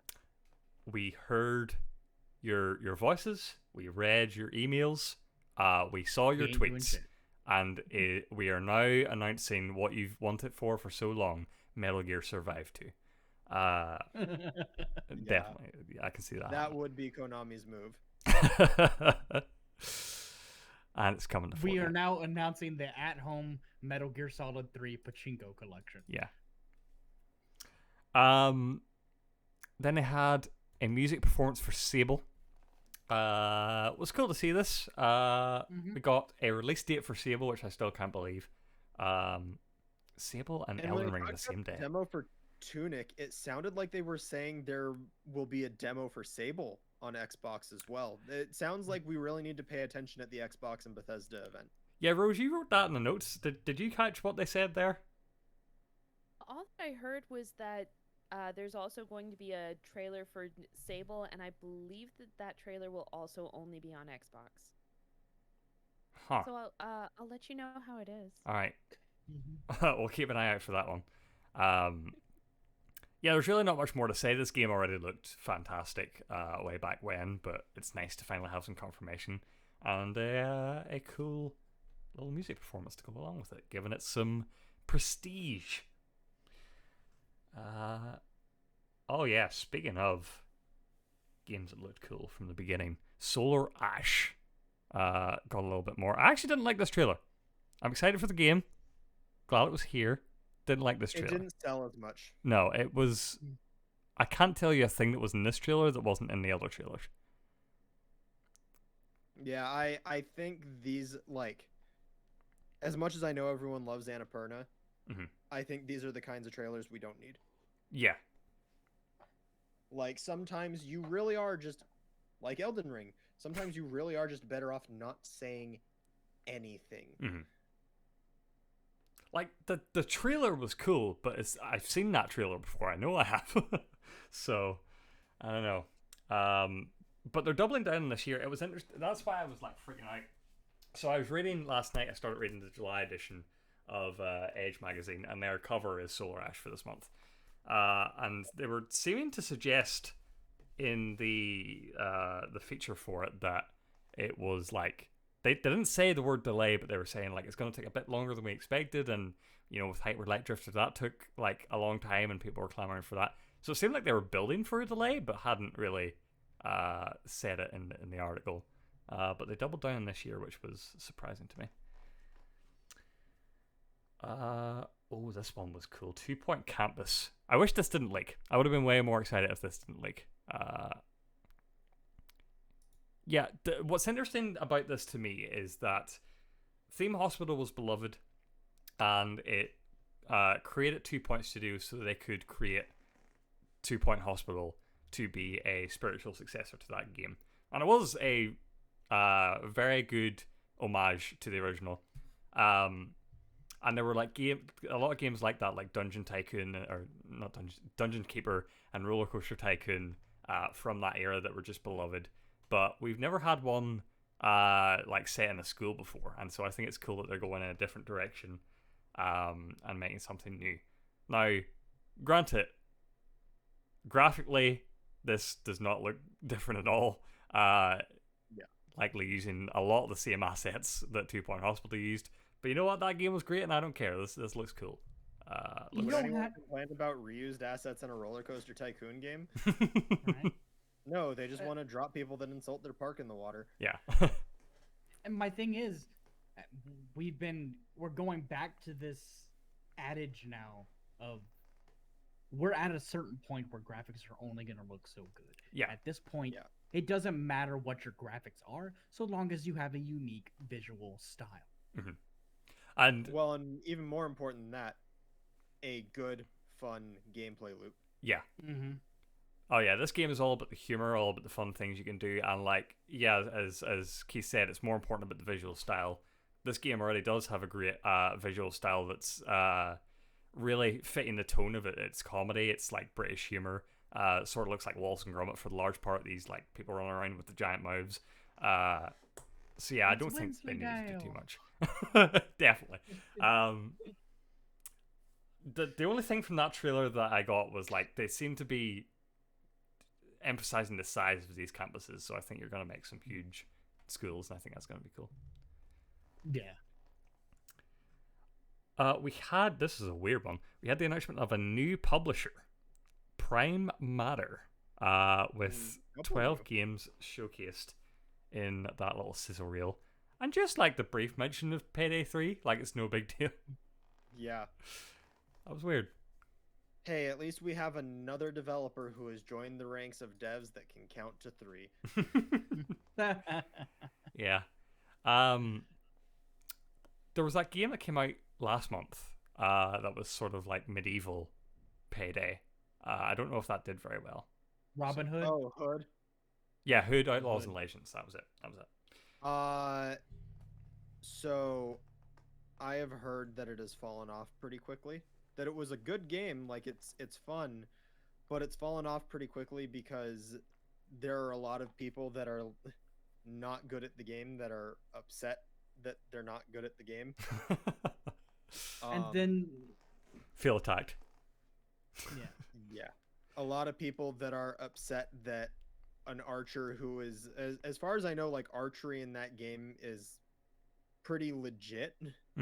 So like hitting a person in the head with an arrow is actually somewhat of an accomplishment. Yeah. And people are complaining that they're dying when they get shot in the head with an arrow.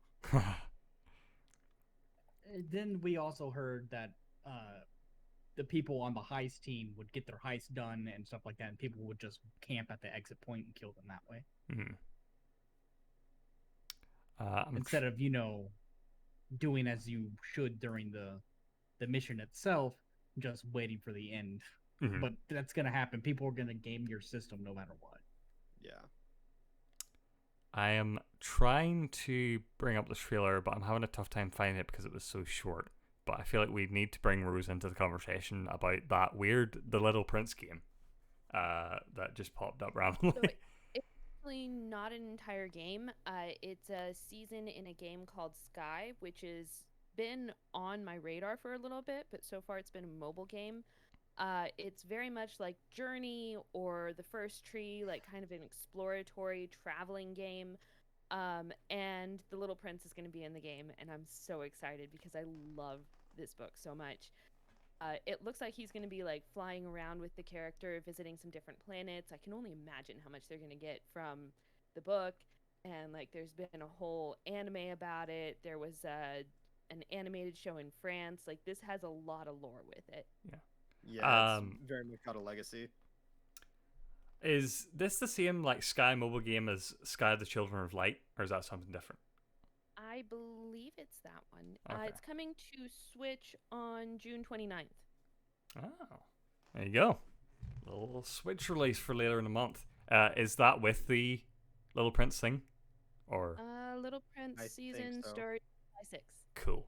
Very cool. So I know what I'm doing for my birthday. Playing Nice games one. all day long. Nice one. Monster Hunter Stories 2. I missed this trailer. I don't know if we want to talk about it. I feel like Keith will. So it's Monster Hunter, but an RPG, or a turn-based RPG where you ride the monster.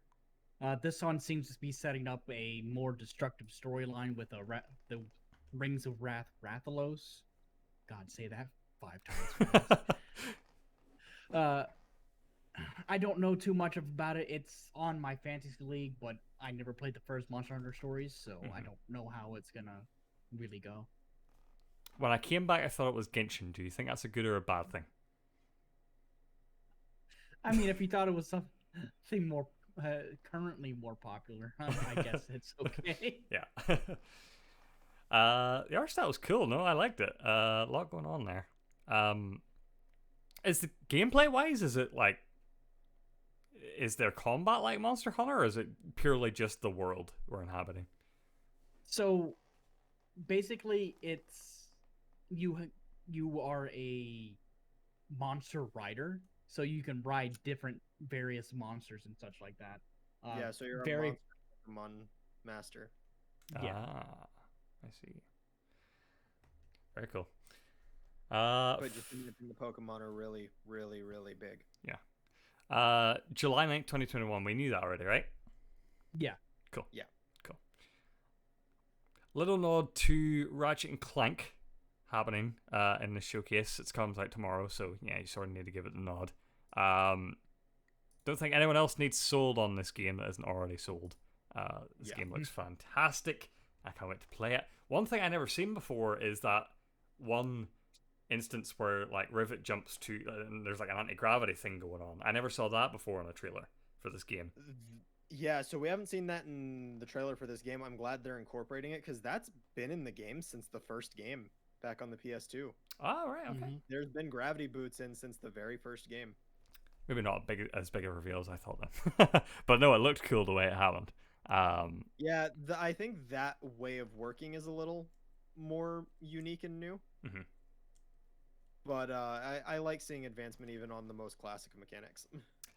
I am so stressed about when I'm going to find the time to play this game. Well, we're not going to be able to... I'm probably going to spend all night playing it and yeah, groggy for our reactions tomorrow. You see, what happens is you just sleep and you wake up and you play it when people are talking about games you don't care about. That's okay. I feel like that's the way to go. I feel like that's the way to take pressure off yourself. Just like wait till people stop caring, and then go like, "Hey, this game's good." Oh no, I just mean like during the presentations. Oh, if there's a game you don't care about, just have the PS5 booted up on a side screen and just be like, all right, cool. Tim, if you do that, I'll be mad, but I'll understand. If I see your eyes wander, I know what's happening. Fair enough. To be fair, I already have to look to a side screen to be able to look at you guys. So. That's okay. You're just like making that up so you can play Ratchet and Clank. I know what's happening. my left screen is you guys, my right screen is the stream chat, and my center screen is the stream. Yeah, and then the other screen is Ratchet and Clank. We know. I mean, if I had a other screen, you would actually see me just like full leaned back. Oh, that's funny. I wanted to bring up the Far Cry 6 little instance where they had Giancarlo Esposito on. Mainly because like I normally I'm quite sleepy during segments where they bring on celebrities to talk about their games. I feel like this was one of the better ones. Purely because well, first of all, like Giancarlo's awesome. We know that already. But I feel like the way he was talking about it and the sort of way he was talking about like getting into this character he's playing in the game was super cool to see, and it sort of reminded me of like it doesn't. I'm not necessarily making a comparison between these two games, but it reminds me of how Keanu was talking a few E3s ago about Cyberpunk and how like passionate he was about being part of this game and this world and this character. Man, and where'd that go? That's what I mean. That's why I'm trying to distance those two things. But yeah, he definitely seems excited to play this character. And if there's one thing that I like about Far Cry, and I genuinely like dislike the Far Cry games, I hate it Far Cry 3, but if there's one thing that I can't dispute is these games excel on is villains. Going back to Vaas. There's always super recognizable villains. Yeah, and you know you don't get more recognizable than Gustavo Fring, so like that's just a perfect pairing. Yeah, I feel like this is going to be really good for the people who like Far Cry's. But yeah, just not for me. But cool to hear him talk about it anyway. And like it gets me invested in the character. The problem is it doesn't get me invested in the game. 100%. I think that's okay. I still think though that we should move past the celebrities pitching games. Yeah. Bit. Like even if they had Jack Black come out and announce Brutal Legend 2, I probably would still be like, okay, but where's Tim Schafer? I still like it's weird, right? Because games are bigger than movies and TV. We know that. We don't need anyone to tell us that. I feel like in recent years there's been less of a, oh my god, a celebrities in our game, we're validated as an industry now. I genuinely feel like in this instance, or like more recently generally in games with things like Norman Reedus, it's more about just like actors wanting to be in good stories, and video games have been telling better stories for years now, and so it's more about them just like being part of it rather than like validating the game or like selling the game based on their presence. And yeah, like I feel like this was the right way to do it, this sort of interview. Yeah, because like a game recently that tried to sell itself on a celebrity appearance, we all memed on and laughed at, which was the next Ark game. Yeah. Trying to sell itself on Vin Diesel. Yeah, that's the thing. Ark is a great comparison because I think that is more like, here's Vin Diesel, play Ark. Whereas I feel like this is like, here's Far Cry 6 starring Giancarlo. It's all about it reminds me of something back from 1999, early 2000s. So Final Fantasy: The Spirits Within. Oh, I'm surprised you brought that up yourself. So the main purpose of that was not to really sell the movie. It was to sell the 3D. Yeah. So which then Advent Children came out. Yeah. So there was basically, hey, this 3D model of this lady that we made, she's a virtual actor. You can now pay us to put her in your movies, essentially. That was the original version of Square Enix's big graphics reels that they started doing after 2010. Yeah. So it's in that way of the same vein of like, hey, instead of just making a 3D actor now, why don't we just have actors come in 3D in the game? Yeah, be 3D. Yeah. Yeah, it's gotten way better, and I think this is just another step towards that. Yeah, and I think Resident Evil 7 massively pushed that forward. You can say what you want about Geoff's conferences and this conference specifically, but one of the things I love is the focus on game, or Tim, you said it at the start of the stream, games that are coming out in the short to midterm, not like way in advance. Most of the stuff that was talked about here is 2021 and 2022. And also the sort of emphasis that Geoff has and knows about like distributing demos out there to let the world play. And they talked about, again here, there'll be the Steam Next Fest, and Xbox is partaking in its own demo festival again this year at the same time, which is super great. I wish PlayStation and Nintendo would jump on this initiative because it's super, super good. Talked a little bit about Tunic as well, which is a great game, I think, to get people to go on and play a demo for. But yeah, I feel like even when we go back to normal in-person events, I still think that there's going to need to be a focus on delivering digital demos to the world. Yep. To the masses, yeah. And Geoff is one of the few people like really pushing that boat out with Valve and with Xbox. So I love to see that in the show. I love to see that still happening. Deviation Games was a shadow dropped developer that I wasn't interested in until they mentioned that they are partnering with PlayStation. Yeah. And then making a new big IP. Yeah, this is another instance. This is similar to Haven and Firewalk and a bunch of these second-party partnerships that PlayStation have been announcing over the past year or so. It's another one. Didn't really talk about what type of game they'd be making, but we know they are former Treyarch devs, Activision refugees, as they coin themselves. So, yeah, you can imagine it will be some sort of shooter, action-y style game. I feel like with Firewalk and now with Deviation Games, PlayStation are trying to find their multiplayer action game for PS5 to sort of sell people on. I'm loving what they're doing with these partnerships, so that's going to be interesting to see how that turns out. But I don't think we'll see anything for that for a few years yet. I don't think this needed to be at the show, but it was cool to see nonetheless. And then, yeah, as a lot of people say, that could have been a tweet. Yeah, 100% could have been a tweet, blog post, PlayStation blog. It is a blog post. Yeah. And then just oh, did they make a blog post? Yeah, they made a blog post. It's on the PlayStation blog. All right. Okay. Yeah, well, it felt like it. And then, yeah, just the last thing, the big one more thing. I'm almost more excited for Geoff than I am about Elden Ring. For the game. Yeah. You mean the fact that he's free now? Yeah, he was just like, he was building up so much, and I was like, there's no way you have it, man.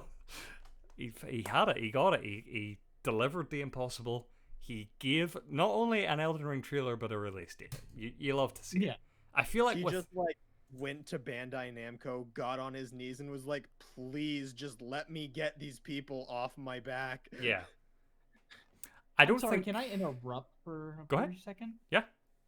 So currently on the day of the devs thing is this giant world building farm simulator where you're on a back of a giant monster, and I just have to say that is freaking awesome. Okay, I'm pulling this up right now. So you're saying this like we're on the back of a monster on this game? Oh, look at that! Yeah. So it's Stardew Valley, but your entire place is on the back of a giant monster. Huh. I wonder if you'll run into another giant monster with another farm. That'd be pretty cool. Yeah, I can't wait to. We're not really covering it here, but I can't wait to go and watch Day of the Devs to see what cool things they have whipped up. Because there's always something fun there. Again, not something I think we should have reacted to today. I feel like it's better if you just sit down and watch that if you're interested in those kind of indie games. Little interesting pieces. Mm-hmm. Yeah. There'll be at least one game at the Day of the Devs that you'll be like, that's mine. But no, I think without Elden Ring, this conference would have been a bit of a disappointment for me, honestly. It didn't have to be Elden Ring necessarily, but I feel like that one more thing is always super important in a conference like this.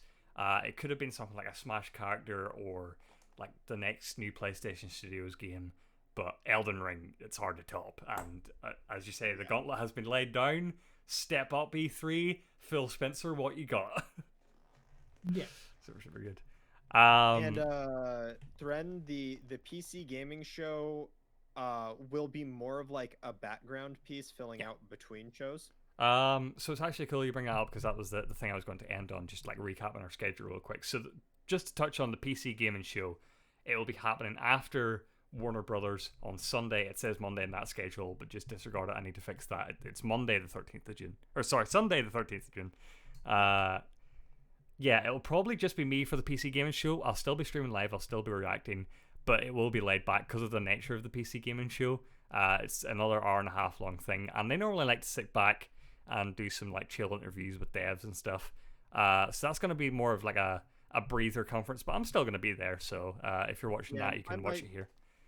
I might sit in on that with you or something. It's a good like break, get a snack, get some drink, chill kind of thing. But to recap what's up next, tomorrow, there will be several conferences happening that we are not reacting to, like the Netflix Geek Week stuff. We'll be instead recapping that at 5 p.m. Central Time on Playhouse Live. We'll be talking about all the big hitters from those little showcases that are going on. Then on Saturday, we start off the day with the Wholesome Direct. Rose will be hosting that because that's her jam. Excited. That's her bag. Yes. Followed by Ubisoft Forward, the Gearbox Showcase, and then another recap that day. Sunday the 13th. And then Devolver Forwarder. Even though we're not reacting to it. Yeah, we're not reacting to Devolver. There's really nothing we can add. Nina Strollers has got her corner sorted. She's got this covered. Sunday, starting off with the big gun Xbox and Bethesda Showcase, followed by Square Enix, which I know these two will be well in for. Warner Bros. Games, which I think is just an extended look at Back 4 Blood. I don't think we're seeing much more there, but we're going to be reacting to that anyway. And then, as we mentioned, the PC gaming show is like a laid-back thing. Then a lot of us are jumping back on here for the Future Games show, and then another recap at 7 p.m. that day, purely because there's so much going on. 7 p.m. Central for the recap on that day. Then Monday, the 14th of June, Capcom is happening. Another recap. And then on Tuesday, we're running things off with Nintendo and Bandai Namco. There'll be pre-shows for all of these things where we have time. So that's our schedule. Be on the lookout for all that. Follow Playhouse Live if you haven't already, to make sure you don't miss any of that. The VODs will be up on YouTube, where you might be watching right now. And follow us on Twitter so you don't miss any updates about stuff. Anything to leave off with before we go here for the day? I have to leave off with, and they might be wrapping it up on the Day of Devs. I think they are literally, they are literally wrapping it right now. Unbeatable. Go check out Unbeatable. Oh, this is the This is the trigger sick. style game. Yeah. I wanted to play the demo. I missed out. I didn't realize it was a limited time demo. I didn't know that either. Yeah, I missed out. So if they announce another demo today or something, or if it's at Next Fest, jumping on that. So yeah, go play Unbeatable. But yes, we will see you guys tomorrow for a Playhouse Live recap, and then our next conference will be Wholesome Direct on Saturday. We will see you then. Until then, see you guys.